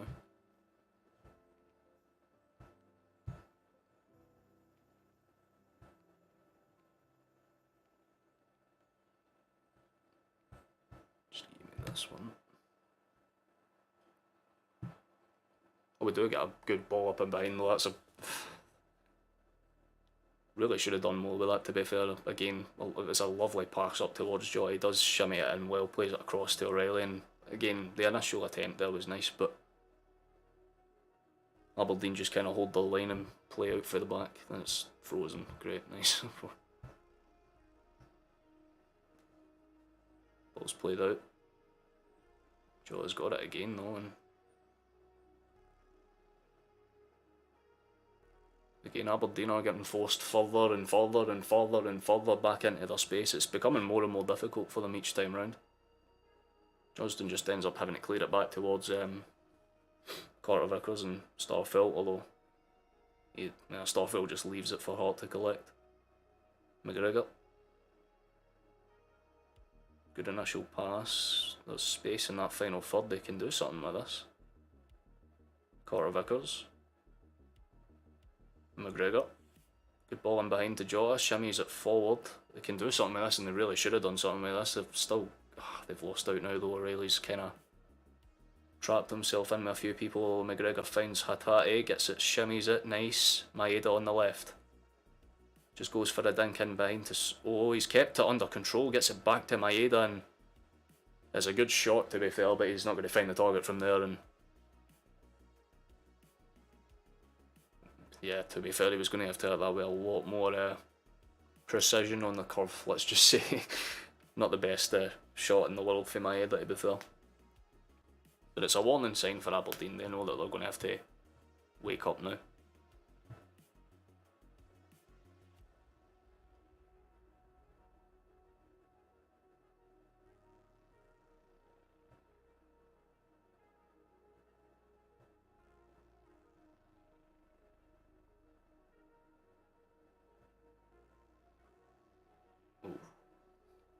Yeah, they're trying to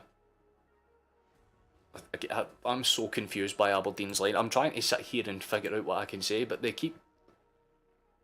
they took me off. Who did they bring on? I totally missed that. Coulson. Well, Coulson's on now. But I don't think that's the formation they're playing with right now, because again, they keep dropping to 4 at the back. Anyone that's watching the game live alongside this stream can vouch. It's very hard to determine what exactly they're trying to do. It's a good ball up in behind, although Celtic just kind of stifle out and we'll just kind of play around. McGregor. Do a tie. Kind of spin around. I know it's a good ball. It's not going to do anything though, and I think Aberdeen will have a goal kick.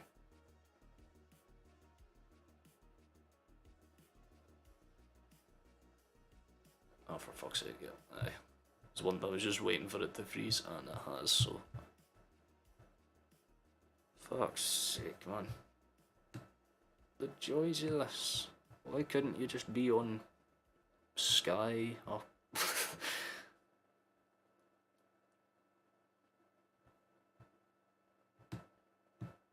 just on Celtic TV normally? No, I have to go and hunt down a fucking crappy source stream that doesn't work half the goddamn time. Nice, okay. Well, I've just seen about 3 seconds of McGregor running forward, so that could be 3-0, but I'm highly doubting it, to be honest. No, to be fair, there's a penalty shout on, but they're going to wave it off, I'd imagine.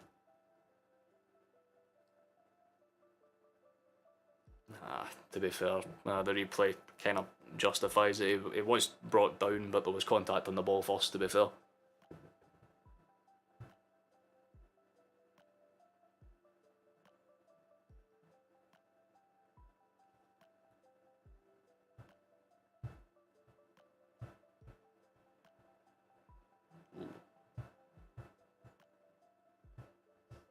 For some reason, that's the Blackpool game. Why he showed me the Blackpool game? That's interesting. Robertson in charge of the sheep, always feeling that played well for us. We got rid of him too early. I wouldn't agree with that, to be fair. Robson's a... Yeah, no, the stream's just completely and utterly frozen now. I'm going to have to, take a second to see if I can find one that works, because this is really starting to piss me off. Commentating is hard enough when you can barely see what's going on, but when there's, freezing every 5.5 fucking seconds, it becomes more and more irritating. I've got a little live map in the corner though, so I can see what's happening vaguely, but...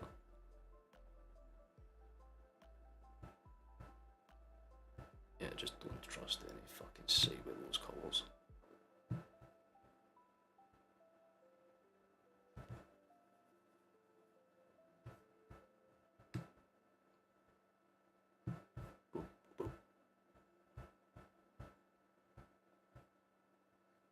There we go.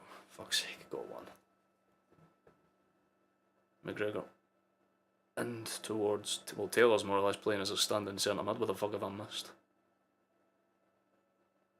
I've got Starfelt kind of positioned out in the far left. Hatati's played it quickly in. O'Reilly shimmies it. He's got time in midfield. Just kind of waltzes it through. Taylor. McGregor. Jota. Good play, to be fair. Taylor's been taken down. Referee's not going to wave it on though. And Aberdeen have a chance. Duke's got it from the back. He'll try and break. Kind of gets caught out in the end of it though, and won't be able to do much with it, to be honest. So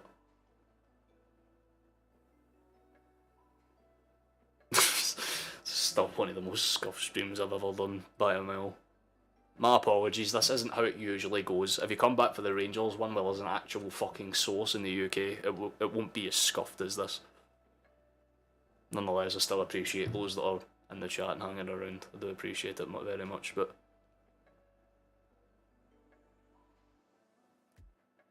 yeah, plays it out for the back again. Aberdeen are just doing the same tactic, basically rinse and repeat. Celtic come forward with that kind of 4 in the middle, play through them, ball in behind. Again, if their goalkeeper gets his hands to it, he'll just punt it long. And if they don't, they'll just play it out to the back, and then when Celtic do a slight bit, and I do mean slight bit of pressure, immediately they just panic. It seems to be in their DNA.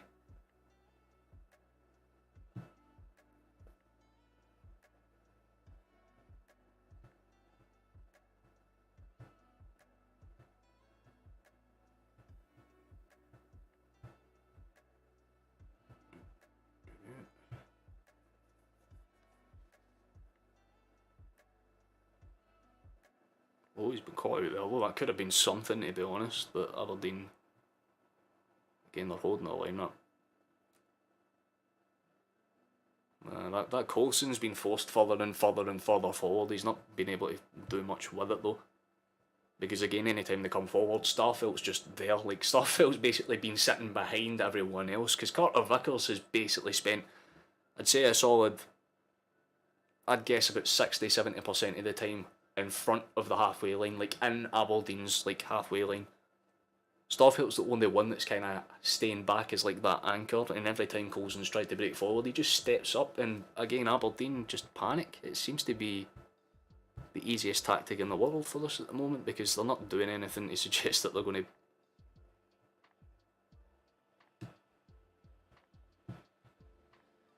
Well, I was going to comment on that, but then it froze. Nice.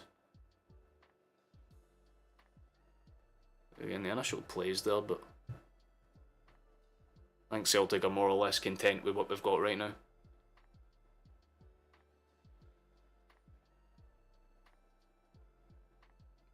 I was trying to do a commentary, and if I remember, after 10 minutes it would end up like a Cheech and Chong sketch. Don't know how you do it. Functional stoner, chief functional stoner. But it's also because I'm just sitting here kind of half pissed off that I'm watching a game in like 5 frames per second. It's very hard to make out what's going on.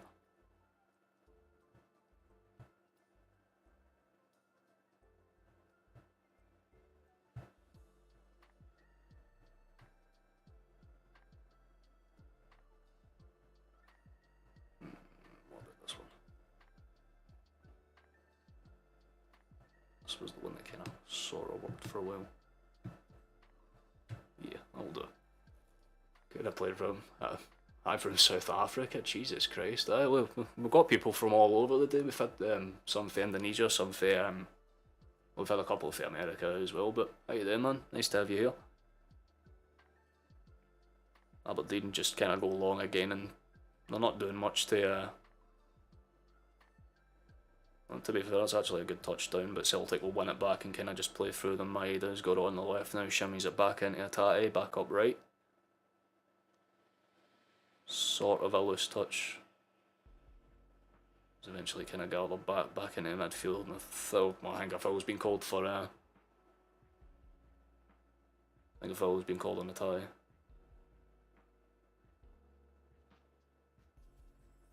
Again, very hard to tell when it's just pinging between...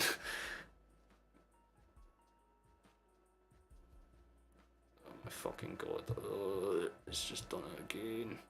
It's done it again! What the fuck is going on? Could you maybe, here's me just fathoming an idea, work, that'd be nice. You know what I mean? Brad to say, can't animate them, or we can hide talent. Oh.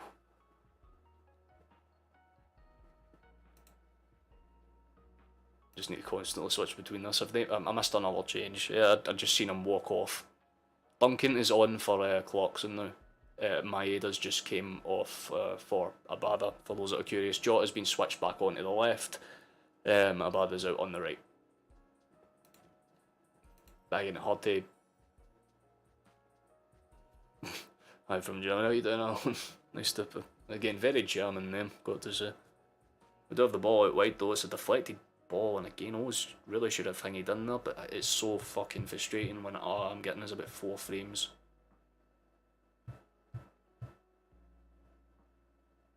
I'm just going to put my faith in this one.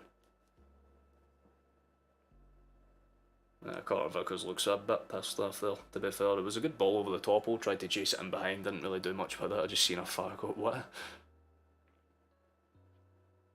No. This is what he's talking about. If you don't like lead goalie, this is your only... Oh god. One of them just went underneath my... That flame went underneath my glasses though. Holy shit. Bye. Stoner boy, you go. That's the... I have to be, because I would have lost my shit. See if I had to do this like sober and it froze every 5 seconds. Rightly so, I'd be kind of hanging out. Haskabanovic is coming on as well, by the way. He was the other change. Google's probably doing its thing again. Everything has just gone wrong for the minute I've hit live today, hasn't it? And yet somehow people are still in this stream. Vibes. There was another change. I'm just trying to see who came off for him.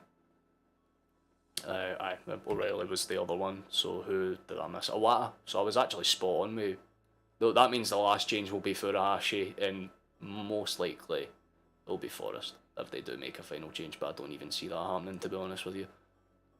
But yeah, good lineups for us, to be fair, because it just gives us a few more options. So you've got McGregor in the middle with Awata and Hatate. So you've kind of got like a Japanese triage basically, and then you've got like basically it's an Asian persuasion front fucking midfield at this point. You've got 4 of them between well actually no, because Maeda's just came off into Frasca. So back to stat page though, because it's not here to stay. It's nice to see everyone getting along. Aberdeen do have a throw in the final third though. I think it's the first time I've seen them in a final third for a solid 10 minutes. Coulson throws it forward and it's just chested out by Hayes. So they give a throw in. We'll try and kind of play out for the back, I'd imagine, not do anything too crazy. It's been a much more docile second half in comparison to the first, admittedly. Like, we came out firing in all cylinders, you know what I mean? It's like the good, the bad, and the ugly type shit, you know what I mean? Like, straight to the point, straight to the... Like, basically straight to the attacking edge, but this has been a much more, like, calm second half. Like, we're not putting as much emphasis on the final third. We're doing a lot of the hold-up play that we were doing, but more often than not, it's just about keeping Aberdeen engaged and trying to stop them from playing through our line, I should say. Tati has got it there though. He's going to just play it Awata. Back to Carter Vickers. Plays it up. Johnston's just going to kind of keep that creatively hanging on. Awata's going to try and take it forward though now. Johnston.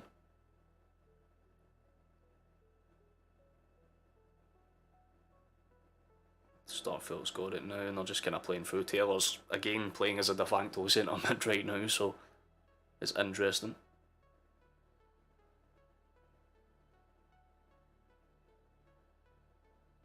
And despite how absolutely scuffed this has been, the fact that we've almost hit 500 subs because of it's insane, so thank you very much.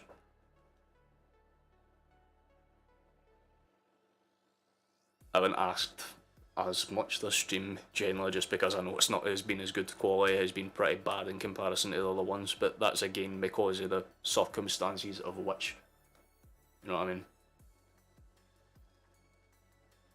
I wish I knew what that said. If anyone speaks that language, please confer to me what that says. As long as it's not, you know, bad, I'll be happy. Aberdeen do have it. Again, they're making chances with throw-ins, so it seems to be their tactic. They're going to try and throw it long though. But again, it's going to be their only tactic for the rest of this match. There is the long throw, headed away by Awata.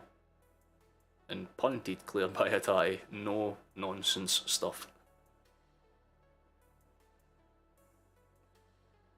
And again, Aberdeen are just trying to overload that left-hand side because it's where, I guess, less physicality is. Because if you're thinking as an Aberdeen player and you're like Duke or Coulson and you're 6'2", 3 and physical, would you rather go up against Johnston, who's a proven physical force, or Taylor, who you can get in behind with a really good pass?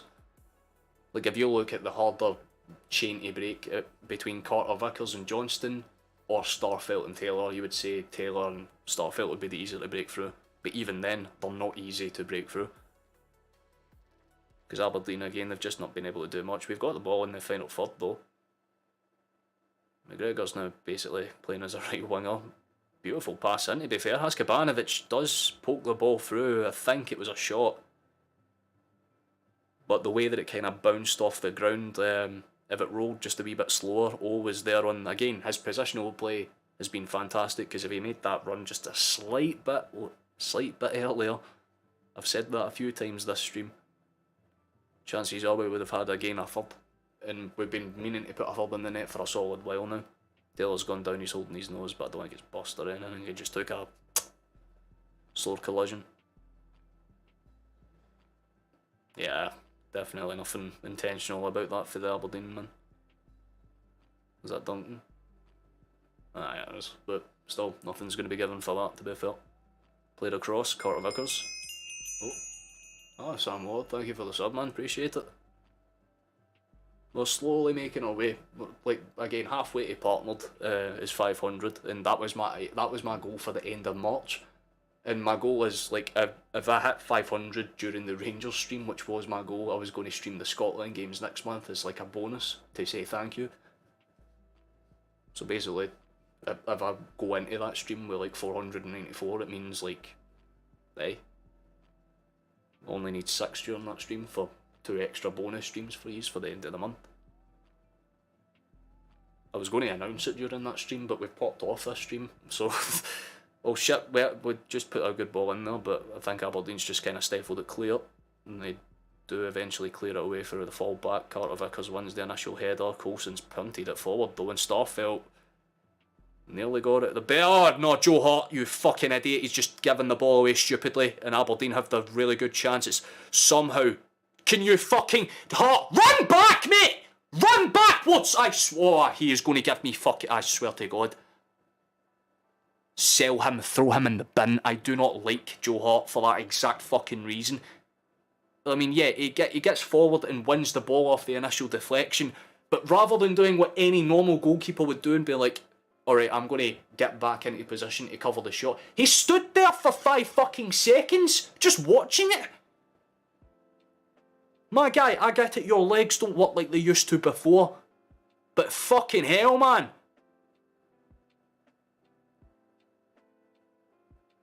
Starfelt did so well to put a block in the way. What the fuck, mate? If that had ended in a goal, it's 2-1 and Aberdeen would have got back into the game because Joe Hart was just... I don't know, he had a lapse in judgment, I guess. He did well to clear the initial ball, but he should not have stayed out for that long, man. He could have caused so many problems. And immediately Aberdeen's lines just shifted up now because they realised that pressure does work.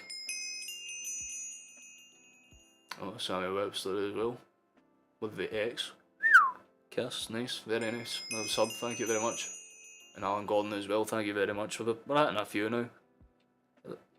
If I check and I'm near 500, I'll scream it joy. That was a good strike for range again. I had a crack for about 25 yards out. Nearly planted it, to be fair. Oh my god, we're 2 away. 2 subscribers away! Boys! I need to do it. I need to do the commercial thing. Oh, baby, let's do it. Subscribe now. Otherwise, I don't know. I'll be sad. Back to the game, let's go. O has came off. I figured that would be the final change. Kyogo is on. You got to say, by the way, he might not have scored, but O played fantastically today. He was genuinely one of the more impressive players on the pitch. And our big number 19 will get a chance to sit down and rest up. 1 away, oh my god. Again, I did all of this out of half sarcasm. I don't know if you can see that. But that's 500, boys. Yes! Thank you. Very, very happy now. Again, in the most scuffed stream of the lot, that's where I hit, like, the first technical YouTube milestone. I know a lot of people say it's 100, but I hit that so quick that I didn't even notice it, so... But yeah, 500, man, thank you very much. I'm going to focus up and commentate for what I can. There was a really good ball over the top, by the way, but again, that ball across the front face, Carter Vickers has got it. Plays it through, nice. McGregor shifts it. Keep it stable, boy. I mean, Starfelt's been forced out to left back. You knew he wasn't going to get there, but it's a throw in for us. We can take a quick one for you. Good initial play, to be fair. It's just kind of caught ourselves out there.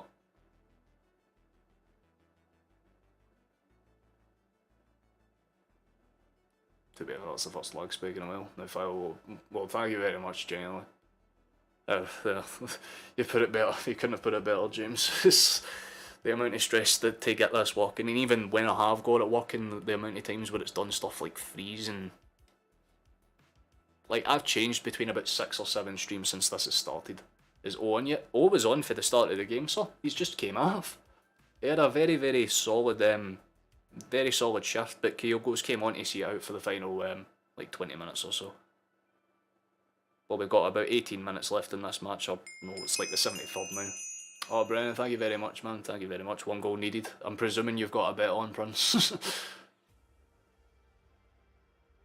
Yeah, Skabanovic had a half crack there. It's not going to do anything to phase the goalkeeper, though.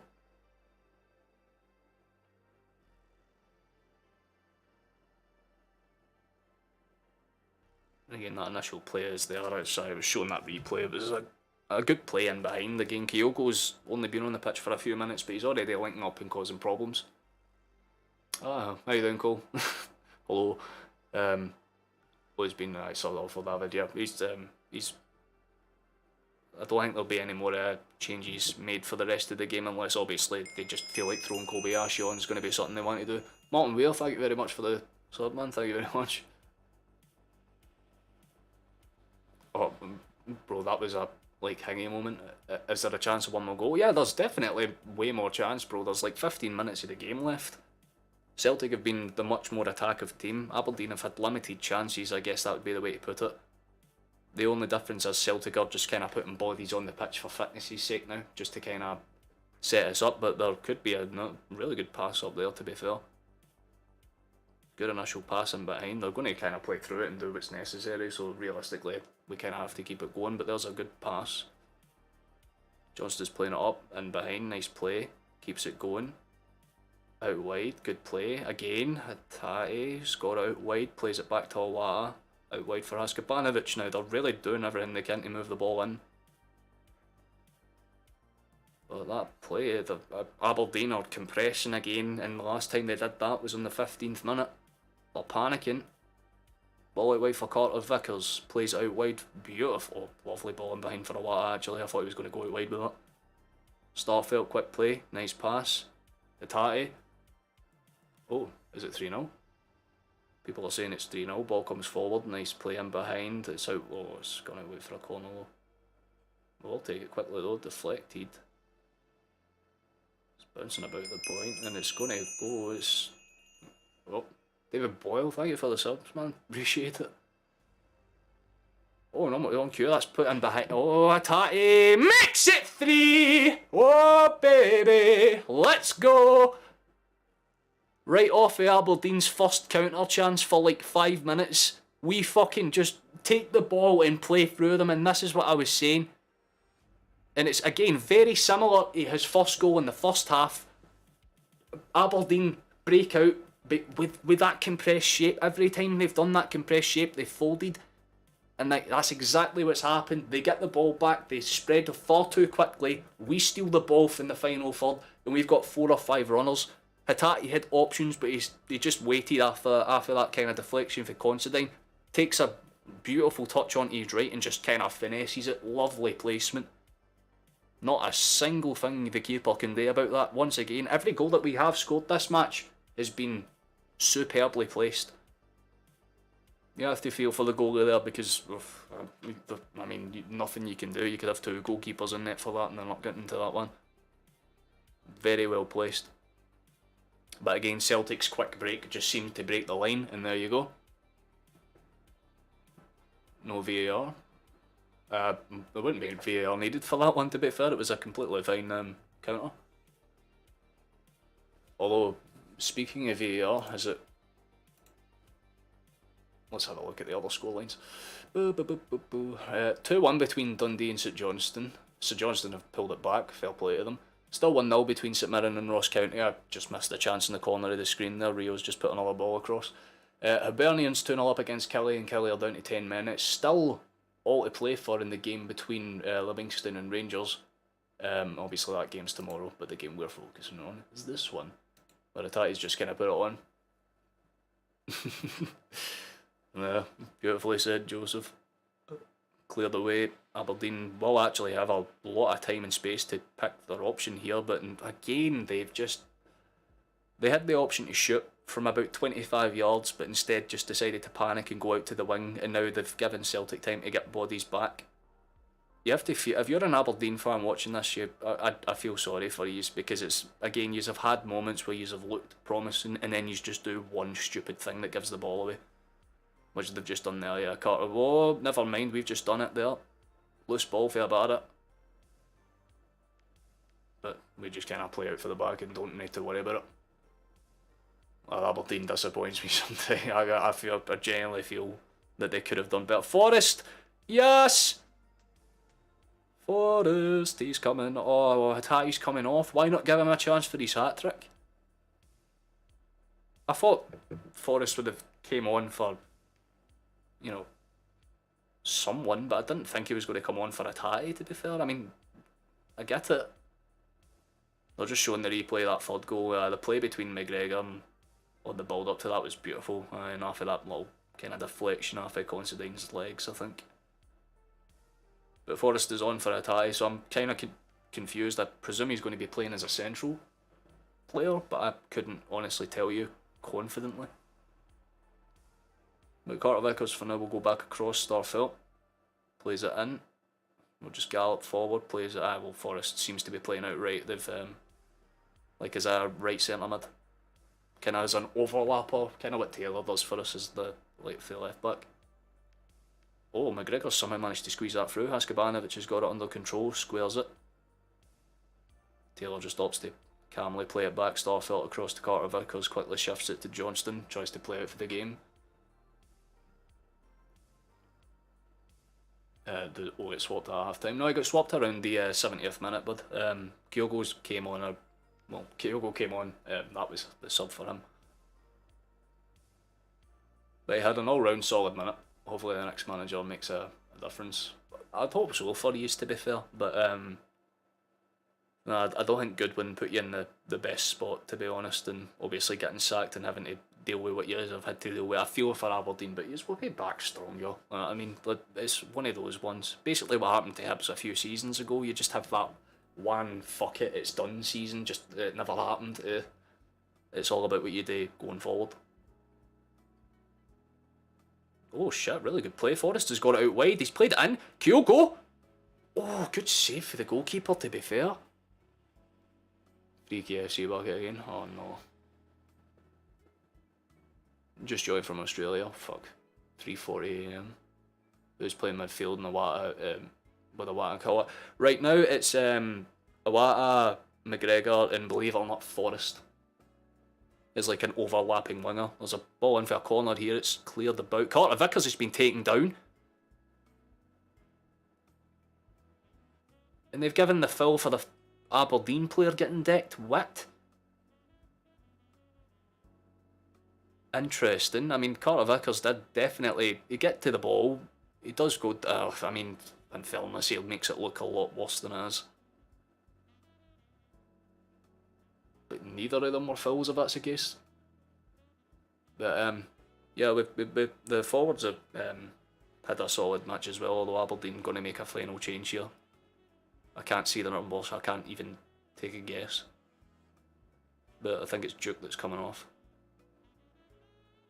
He looks depressed. Man, 3:40 in the AM in Australia and you're watching a Scottish dude just commentating over it. But there you go. Well, what's the saying, isn't it? G'day, mate.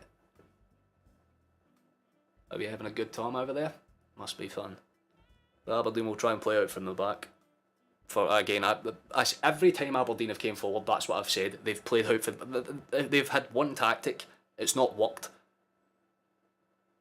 And Celtic have just had to stifle the basic minimal creativity that Aberdeen have tried to provide. And again, Celtic's squad depth has came in clutch here because the players that we brought on have just kind of added to their misery for Aberdeen because they thought, alright, well, you know, they've got Forrest playing as a defunct old winger essentially in centre mid. Like, surely we can make an advantage of that and try and force the issue, but nope. We've just played arguably better since the subs have came on, actually. But that's more or less due to the energy levels. Good initial play through the back. Starfelt tries to play it in. Good initial touch. McGregor dances past one, dances past two, still has it out wide. Forrest. Yeah, Haskevanovic has been dropped into midfield and Forrest is up on left wing now. I think that will be the permanent team until the end of the match. So you've kind of got Haskevanovic playing as like a cam.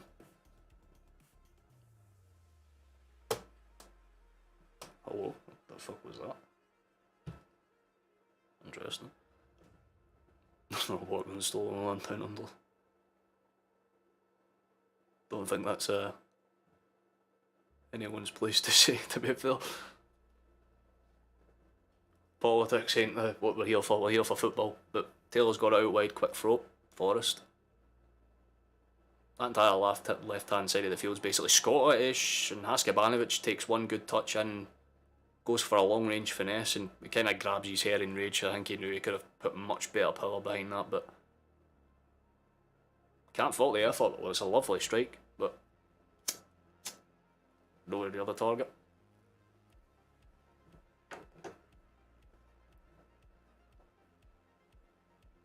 We just need to kind of do the basics now. Aberdeen have kind of overloaded that.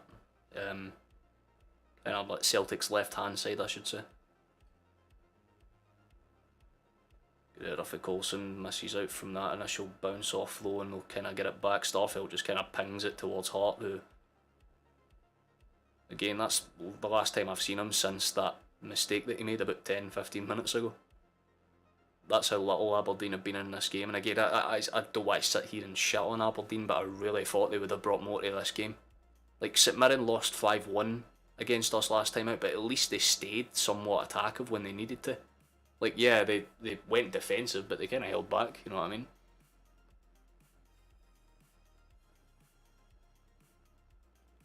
Thanks for letting, no problem at all, Chief, no problem. Oh wait, I looked away for 2 seconds and I looked back and the referee's been surrounded by bodies. What's happened? Explain. They're trying to claim handball, maybe? No, they're trying to claim corner. Oh, Kyogo, that's just a bit stupid, son. Mackenzie shouldn't be doing that. I'd punch Mackenzie square in his nuts just for the fucking audacity touching Kyogo, the wee cunt. How dare you? If you don't like the word cunt, my bad, but he is. Mackenzie is one. But Kyogo, he was trying to get up and he kind of like brushed off of Mackenzie, and Mackenzie turned around and just grabbed him like he was like away in school trying to break free after lunchtime. Kyogo was like standing there like, what the fuck, like, bro?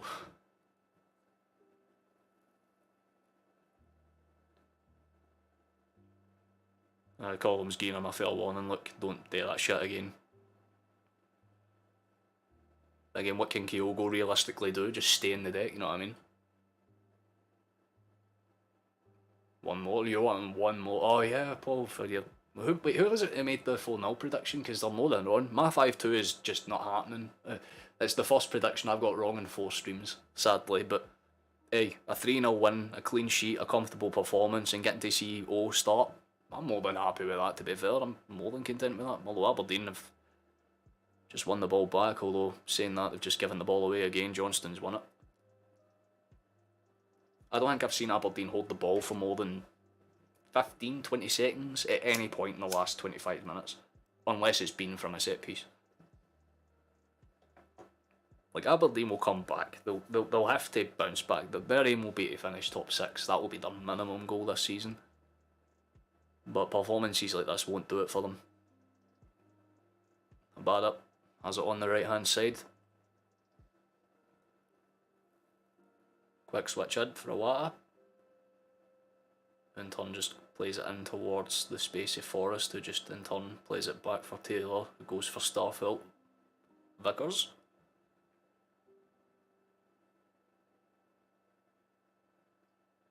Snapshot ball in behind, very well played actually, and there's going to be a ball across, whipped with power, good first touch for Haskevanovic, and it should have been 4. It should have been 4, it should have been 4. Oh. That could have went bad. How you doing, Virtual? Azkaban, oh, that was really close. That replay was really justified. We've hit almost 150 concurrents the entire time. Are you sending yet? Yes, they are. I presume your internet just did a death. We'll be able to swing this one out, try and find an Aberdeen body, I'd imagine, from the goal kick. I'm seeing you, mate, I'm seeing you. Bear in mind, it's just delays.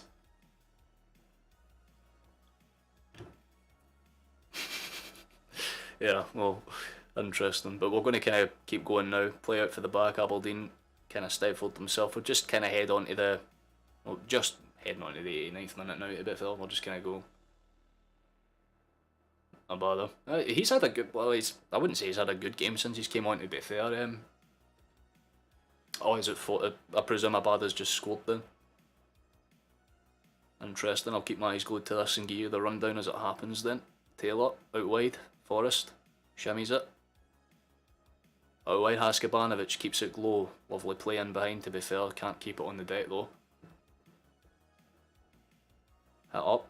Pressure's on them. Aberdeen will have to try and clear the lines, and they do indeed do that. But Haskabanovic has won the ball high up. Ball across. There's a Bada. Oh, that's a finish though, by the way.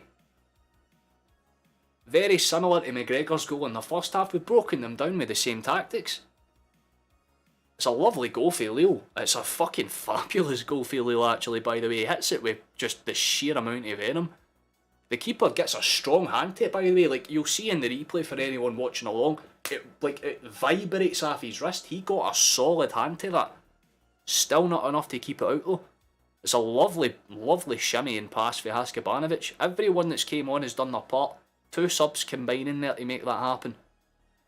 And again, you have to feel for Gore, the goalkeeper, because what can you do? It's a lovely finish, lovely well placed shot, and we're full not to the good. And whoever predicted that, well done.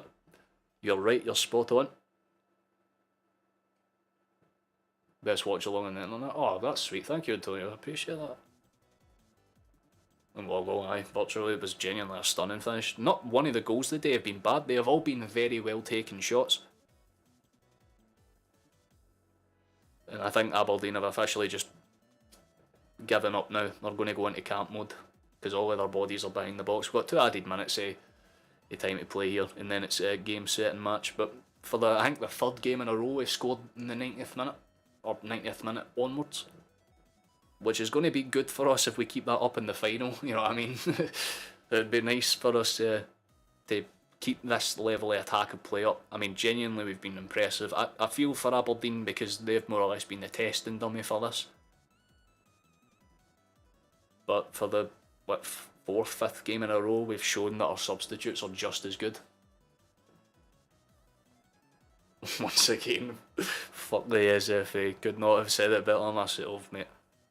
They might have felt Rangers out today, but again, we just add to our goal difference, because I don't know what the score in the Rangers game is. I'll check in a moment, but my priorities are to see this game out. But I don't think they've scored 4, not at Livingston anyway.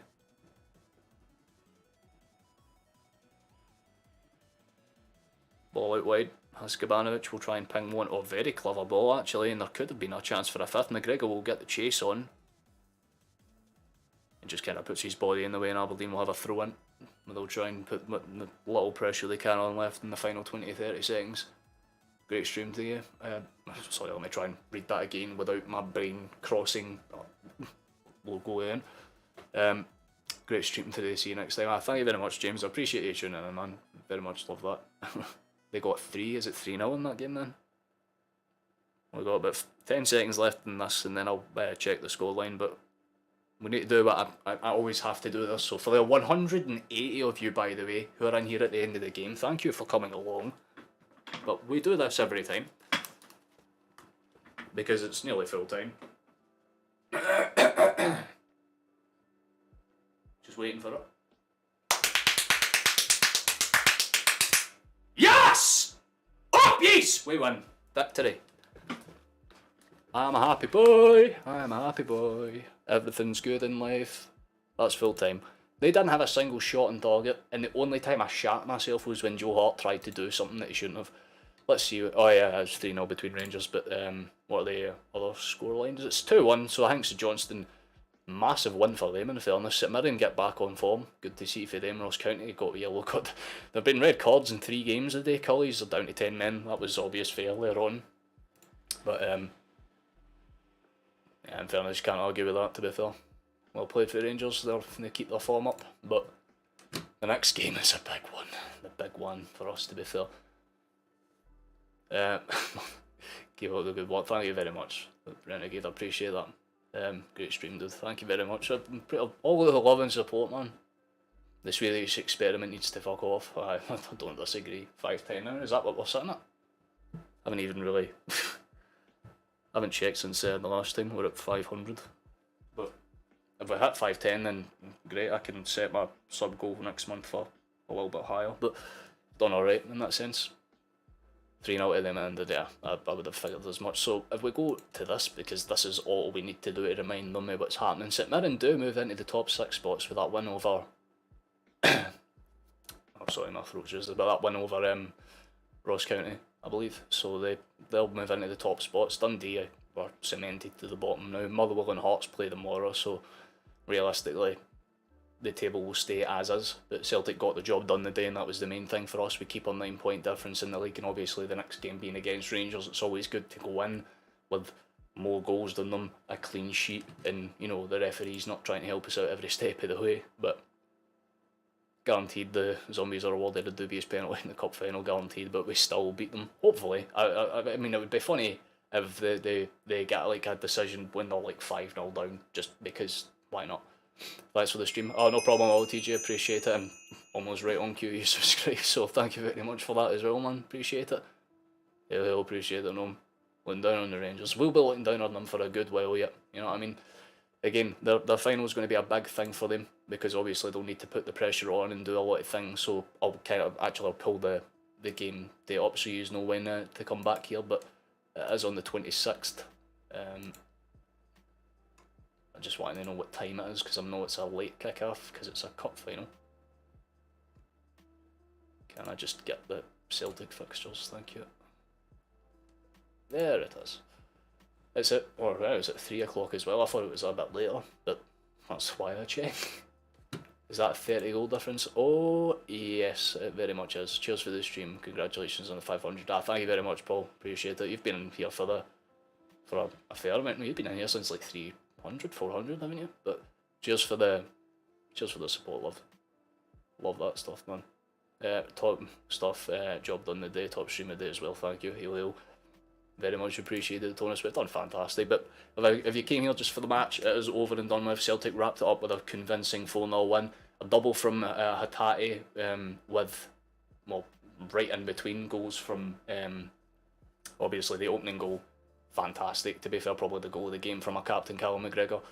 Hatate scored 2 goals, very similar goals. Shimmies to the right, placed to the goalkeeper's left bottom corner. But yeah, for those that want to have a look at the table and the goal difference, that's not what I was trying to look at. It's the Scottish Premiership table I was trying to look at. There we go, we'll try again. There we go, smashing. But a goal difference that is pretty substantial. It's a goal difference of 26, I believe. I think 26. My maths ain't as good as it used to be. I mean, the refs on Mason's fucking will still win. Exactly, mate. You could not have put it better. We will keep ourselves going. We'll just kind of do what's necessary. And hopefully when that comes around, they can't do it 2 old firms in a row. That's one thing we need to consider, is the fact that if they do make 2 back-to-back old firms all about the VAR decisions, then it's going to ruin a lot of the fun of smacking them, like 6-0 in the final. I'm standing by it. My predictions, I said it was going to be 3-1 to us over the match. I thought it would be 1-1 in an extra time. We'll win 3-1 there, but that's what I'm sticking with. Although I think now, based on what I've seen today, I think it's going to be 3-1 in the 90 minutes. I don't think it even goes to extra time, because based on how we're playing and the squad depth that we have and the way we've kind of built ourselves up to play, it's been very convincing. You know what I mean? Like, I haven't seen a single thing today besides, again, that one moment with Hart, and he's the only fear I've got, because he's not been put under anywhere near as much pressure as he should have been. So, in my head, I'm thinking, if he plays well, we'll be okay. But if they come out and, you know, perform to the way that we know Rangers have done in the past, the way that they know they can play it at least, then yeah, the game can be a little bit closer. It will be interesting and thing, and well, the pressure will be on. You know what I mean? But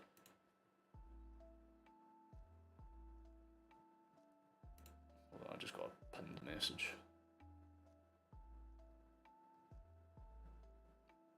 Right, that makes sense. So I'm just dealing with all the other side stuff. But for the other 90 of you or so that are in here, you're more than welcome to fire in any questions about today's game or anything of the sort in case you missed it or whatever. But yeah, 4-0 win, simple as that. Rangers, obviously, I think they've just wrapped up their game against Livingston.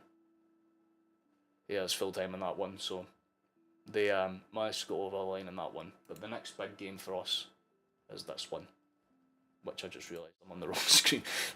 This one will be vibing out, but we've done pretty good today, to be fair. Thanks for the stream, no problem at all. You streaming the game next week? I absolutely will be. If you think I'm going to miss that game for the world, I don't give a shit if I'm sitting here limbless.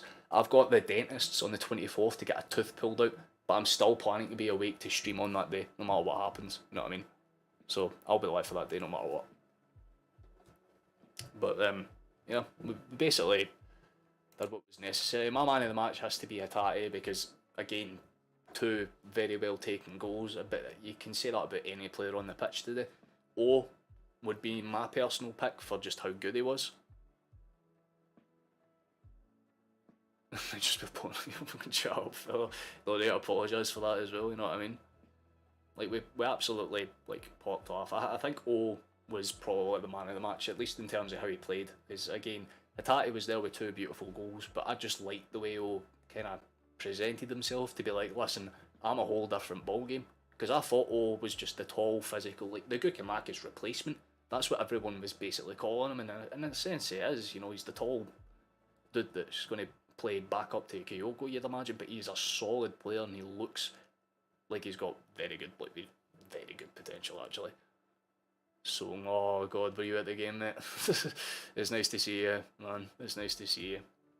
Played well. Hatate is some player, by the way. Bring on next Saturday. Exact player, man. Like, we put ourselves in good stead for what happens next week because, again, Rangers will have to come out. They'll have to play the football against us essentially because it's not them that's dealing with the astigmatism of the press right now. It's Celtic, and we've just kind of went, we're not fussed by that. We'll just play our game. I mean, you've seen Postecoglou in the conferences like yesterday, where they were trying to just like it was just constant Rangers questions, and there just came a point like there was a picture of him where it's like his head in his hands because he's like, oh, you know what I mean? All looks very static. I don't think it. Again, it might be different because you were like if you were in the stadium for that game, Ian, it might be different, but on the cameras anyway, on like the TV, he moved very well. Like he just showed up where he needed to.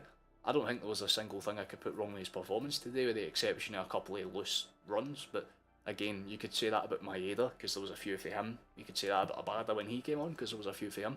It's the way Celtic play. We just whip balls in with power, and sometimes you're going to make delayed runs or runs that are just a slight bit too early, and the ball will just kind of come in out of your radar, out of your control. And obviously, again, Celtic are a team that are very counter-attackive, so when the quick balls come in, it's always down to us to put that pressure on them. And we've done very good. Like, Virtual put it spot on. He's amazingly good at positioning himself. He's not going to be a player that looks... I'm trying to think off the top of my head. He's going to be like a kind of like a Moussa Dembele type, you know what I mean? Like, he's not going to be in your face and constantly putting pressure on, but he'll be in those spots where if you just get it to him, he'll be able to hold the ball up, he'll be able to use his strength and kind of push people off and force the issue. And I think it's just a good alternative from Kyogo, because Kyogo's just the wee, like, you know, the wee dude that kind of is there to cause as a nuisance. But if you look at our wingers, it's the very same thing, because you've got on like the left hand side, you've got obviously Jota, who's a steadfast, strong, capable European silky ball player, and then you've got Maeda, who's your Japanese workhorse that will just put his head down and get where he needs to be, you know, any means necessary. On the right hand side, you've got Forrest, who's your homegrown talent that's obviously watched Celtic develop over the past like 10-15 years as a player, so he's the most like clued up alongside McGregor, but on the other side of it, you've got Abada. And then in between that, you've got Haskabanovic that can play on both sides, as well as in the middle. It's a really good, you know, like, we've got players that can play on every position of the pitch, you know what I mean? Hope you're right, mate, jury's out. Well, again, could be a flop. I could be wrong. He might have just had one of those games the day where I seen something that other people didn't. But I can tell with the way he's developing. Like, there might be a chance where, like, yeah, you know, he might play bad, but I think he'll just kind of play that steadfast role. You know what I mean? He'll do what's needed of him.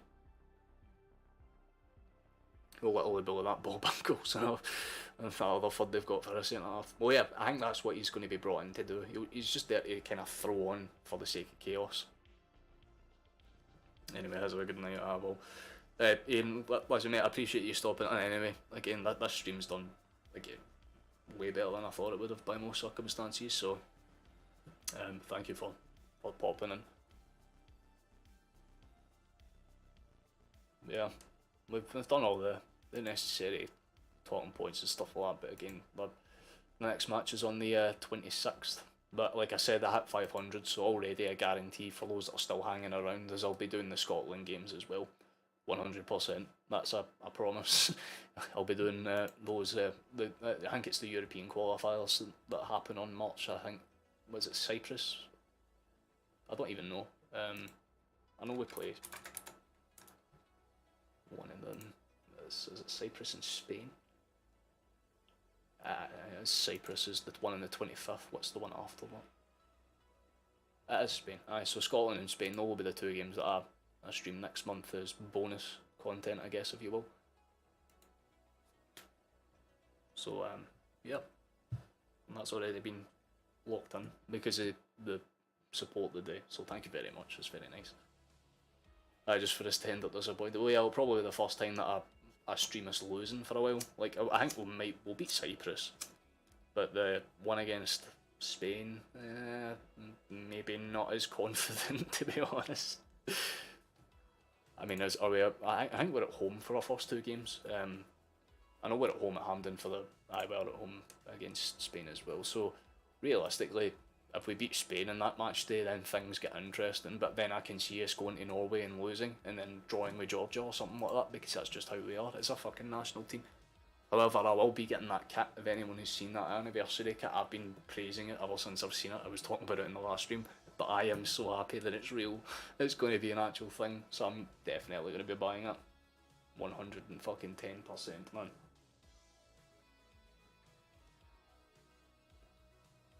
I wouldn't be so sure about Cyprus. Well, I mean, can you name any player for Cyprus off the top of your head? Like, just anyone? Because apart from Abercrombie, I can't think of anyone outstandingly good. You know, I look at teams like Kosovo with more threat than I do. Steve Clark's got the tactical thinking at a bag of dicks. Well, in fairness, I don't like the way we play under Clark. At least, like, most of Scotland's like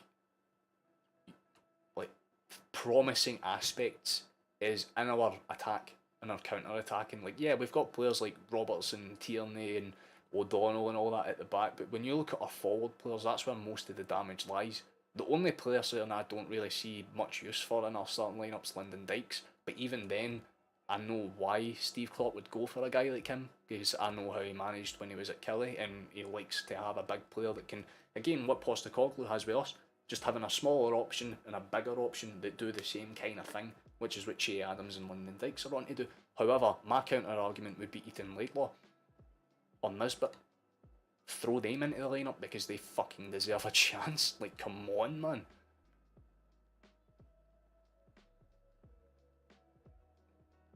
The young Cyprian boy up front. What's his name again? The Georgian team are actually the threat because they've got that Kvaratskhelia, the left winger for Napoli, that is just fucking rinsing people left and right now, and he is genuinely, like, he could be like the next wonder kid that no one really seen. Do you see, like a Jamie Vardy type that's just kind of came out of nowhere and everyone's like, who the fuck? or like Orsic for Zagreb. You know what I mean? He's one of those players that he's not going to be world class talent, top of the tree or anything like that, but you can see, holy fuck, he's like a top 10. Where we lack is a finisher. I'd agree with that. You can have all the build up everywhere all you want, but if you can't finish it might as well be, you know, pitting their beak. Yeah, like you're definitely no wrong. Like again, we need someone that's like a Sutton or a Lawson or again like a Dembele or an Edward, someone that can like get in there, see what's happening, and adjust within the moment. Because even though we've got a lot of those and like off of the ball runs correct today, those about 5 or 6 that just flashed across the face of the 6-yard box with no reason for it to do so. Like, we could have had way more than 4 today, and that's the only downside I guess you could see to it, you know what I mean? Like, if we played well enough, we justified a lot of what we got right today, but it's if it works in every game, because obviously we're going to have matches where it's a lot more stressful, like next week when we play Rangers, because Rangers have something to play for, we have something to play for, so you're not going to see a 5 at the back system that Rangers will play, and if they do come out with 5 at the back, then I'm going to laugh, but I don't see it happening, you know what I mean?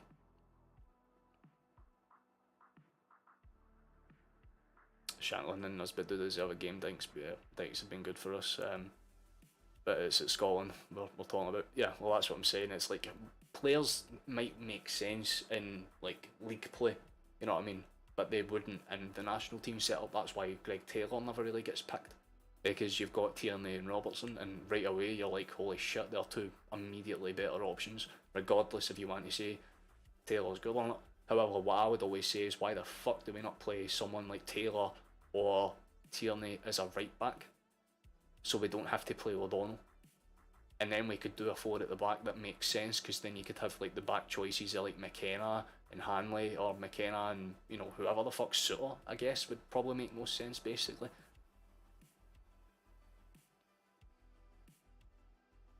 Let's get released in there and give it up for a couple of minutes here. Aye, fuck it, man, you might as well give Graham Souness a call and see if he wants to play backup or something, I don't know.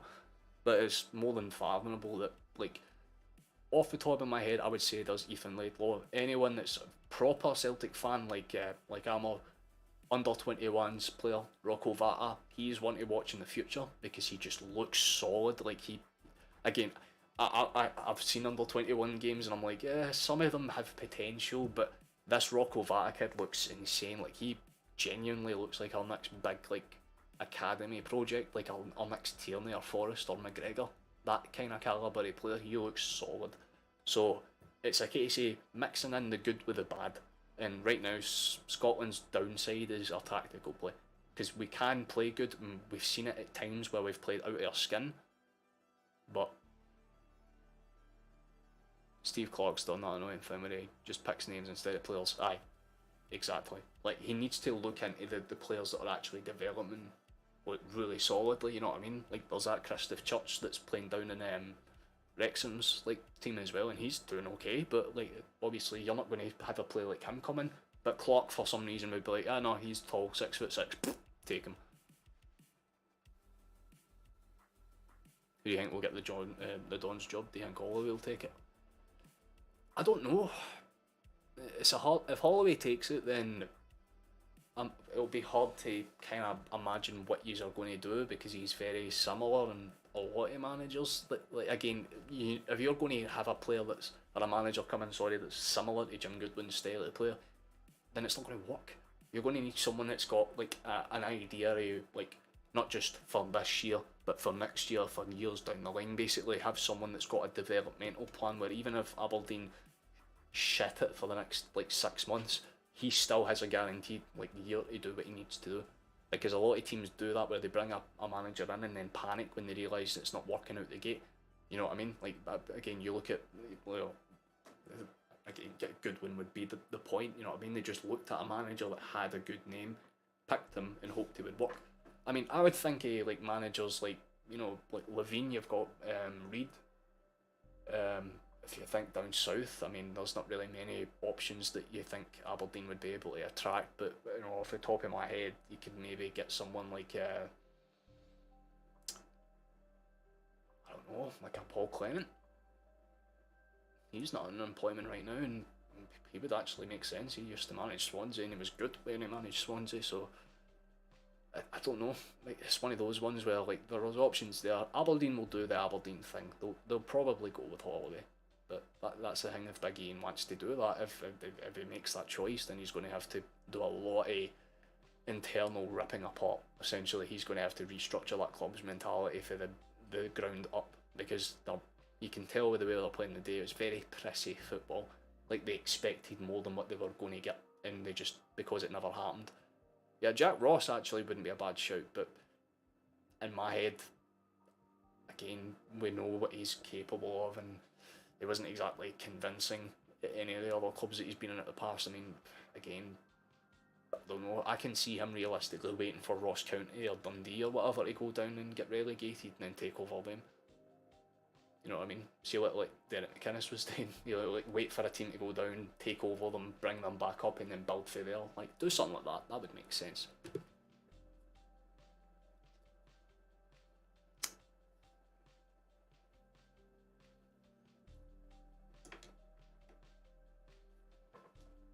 Aye, it's an interesting one. But again, I'm just curious to see what Scotland do as a whole going forward. You know what I mean? Like, domestically, we're getting better as a league, slowly. At least in terms of like the big few anyway. But what I'm looking forward to seeing is how we do as a nation, because if we qualify for the Euros, everything's good in life. I'm happy. We've already got that Nations League Euro spot booked, so either way we have a playoff spot. But what I'm hoping is that that doesn't weigh us down mentally in terms of, or even if we don't finish above like Norway and take second in that group, then you know, we've still got that playoff spot, because that's kind of what nearly fucked us over in the last one. I'm surprised Aberdeen haven't tried to get Strachan, or maybe even said no. I'm not sure if they have even tried to approach Strachan, but I don't think he would take it based on the fact that he's, you know, I'm pretty sure Strachan's considering retirement at some point. I mean, what age is Strachan now? He's in his like 60s, 70s, isn't he? I think he's more into that pundit role than bring back Neil Lennon for the Dons. Although he's building something over that ammonia, or whatever they're called. That the team that play in green and white in Cyprus, ironically enough. The modern game isn't. The modern game is brutal. They want instant results, but like you say, it takes time. But fuck it, we never stop. Yeah, like again, if you're going to give a manager like stick, you have to realise that they're not going to hit the ground and immediately start working. Like, I get the whole new manager bounce. I mean, look at Dyche at Everton. First game in charge, he wins against Arsenal, who have been undefeated for a good amount of time. But the counterpoint is that he's not going to win every match for now at the end of the season, and the chances are Everton still go down. But you take managers into account with what you're trying to do, and if Aberdeen are thinking we need to be consistently in the top four, then a manager like Holloway won't make sense, because the chances are, yeah, you might get one or two good finishes, but if he's in charge over a 5-year stint, I guarantee about 3 of those years the Aberdeen fans would hate you.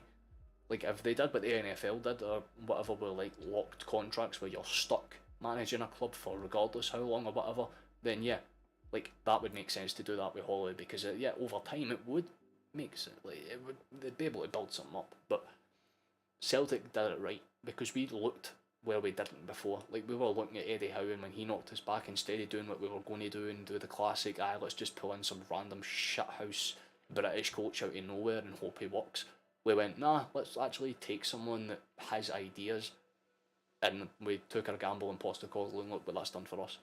I mean, I'm sitting here right now after our 4-0 defeat, and we're talking about how they can be better, when last season, or a few seasons ago, when under Neil Lennon, I'd be taking a 4-0 win over Aberdeen every day of the week. I'd literally kill several human beings to be guaranteed results like that every week. But Postecoglou has implemented not just his ideas, but how the club should be run as a whole. A manager is more than just the players. It's like the off-brand stuff. Like, if you're not getting morality up, you're not going to be able to drag players out. I mean, look at Dundee right now. Like, yeah, they're playing shit, but it's not due to them playing bad or anything. It's just because their morality's not where it's at, because their manager's just a bit shit. But when you've got a manager that's confident, that knows what he's doing and has a tactical setup, yeah, even if it takes a year or two to get it working the way it's meant to, because yeah, we could have looked at the Champions League results and went, well, cool, Postecoglou's a fraud. But no, we all know, based on what we've seen, at least those that watched the 90 minutes, not just the highlights, look, there is something within this team that Postecoglou's found that when it's unlocked, we could get back to what we're doing. You know what I mean? Anyway, so, well done on 5 and 10, see you next time. Thank you, Mark, appreciate it. I love it, Passion Boss, exactly, because he just does what's necessary. He doesn't come in and expect everyone to kneel at his feet and love him. He knows that respect is earned, and he's earned it, and that's what I love about Postecoglou. Is ever since he's become top dog, he's not acted like it's a God-given right, like Beale has when he came into Rangers. You know, he hasn't sat down and went, better than everyone, I deserve every bit of credit. You know, he's just sat down and went, yeah man, basically if I fuck it up, I fuck it up. If I don't, pog. And that's it. That's his entire mindset. If he loses, he'll take the negatives and turn them into positives. And that's what we did, because ever since that loss to St Mirren, we haven't fucked it. We've played good football, and this season we've just basically kept Rangers, not, I wouldn't say it like, you know, COVID distant, but certainly at arm's length, you know what I mean? We're kind of stifling them and telling them, look, we're not going to cause any problems, we'll just kind of keep you away. And if the Rangers happen to win in the league against us, but again, that's where the cup final comes into play, because I've talked about it before, where if we beat Rangers, their mentality for the rest of the season, gone, out the window. They're not going to do anything. We can literally put our feet up and relax, which is why I think the next final is probably more nervous for me than the next league game. Because in my head, I'm like, yeah, Rangers beat us in the league, but if they beat us in the cup, they take away a trophy, but they also have the momentum swing for the next few Old Firms, which is usually, again, if you look at last season, what Celtic did to Rangers, take the win, put them under pressure, and for the rest of the season, Rangers just kind of slowly crumbled and fell, and eventually they were gone. Celtic won't do that this season, and that's the difference. Postecoglou has drilled into them. Even if you were 15 fucking points clear, even if you're 50 points clear, you play for the badge until that whistle goes, and then you figure out what you need to do to improve that performance, to make sure that you do it with a little less fucking, you know, angst or anxiety or just pressure in general. Because even though, again, we were clearly the better team today, if Hearts' mistake made it 2-1, 4-0 wouldn't have happened, and chances are Aberdeen would have drawn into the game in confidence rather than the other way around. You know what I mean? But I need to stop rambling because I'm going to need to wrap this up relatively soon, so I need to go and find the song. Found it. Well, we've definitely done more than, like, well enough to justify the way we played and stuff. Like, again, it's like, if we keep doing what we did today, and especially over the last few weeks, like the performances against St Johnstone and St Mirren, if we take those into consideration, you know, we'll be more than fine for that one. What's your prediction for the Old Firm game? I said 3-1. Like, that's my overall idea. Like, if it's 3-1, I'm happy with it. You know what I mean? I think Rangers will score because, of course, they will. It's an Old Firm final. It makes sense. But no, when we beat them, we're doing the treble. Exactly. I love the confidence. But I have to sit here and say it to both sides. But in my heart, I'm like, yeah, no, 7-0 win. Or maybe 7-1, just so we have another Hamden song to sing about for a final. That'd be fun. But it comes down to, obviously, how they approach it, not how we approach it. The Celtic already have our tactic down. Keep them under pressure, force them to make wild passes, and then work for there. But hey, we popped off, did all the necessary things. We didn't just smash the stream goal, we absolutely fucking demolished it. So thank you very much. I mean, I'm going to check 515 we ended on, so that's nearly a jump of 50, which is just insane. But I'm going to need to do all the classic things. Zoomy screen, let's go. Because I'm going to have to get ready to change this. There. Stream popped off, I'm happy. Celtic popped off, I'm happy. But I need to go and, well, figure out what I'm doing for the rest of my day. But thank you everyone that has came along, everyone that has decided to subscribe today, thank you very much. All those that have usually come along and supported me, of the support as well for the 40 that are sticking around. I wish you a very good rest of your day. But we need to do what I usually do, so volume.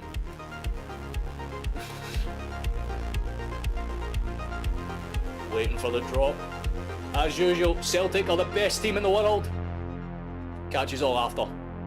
Love yous.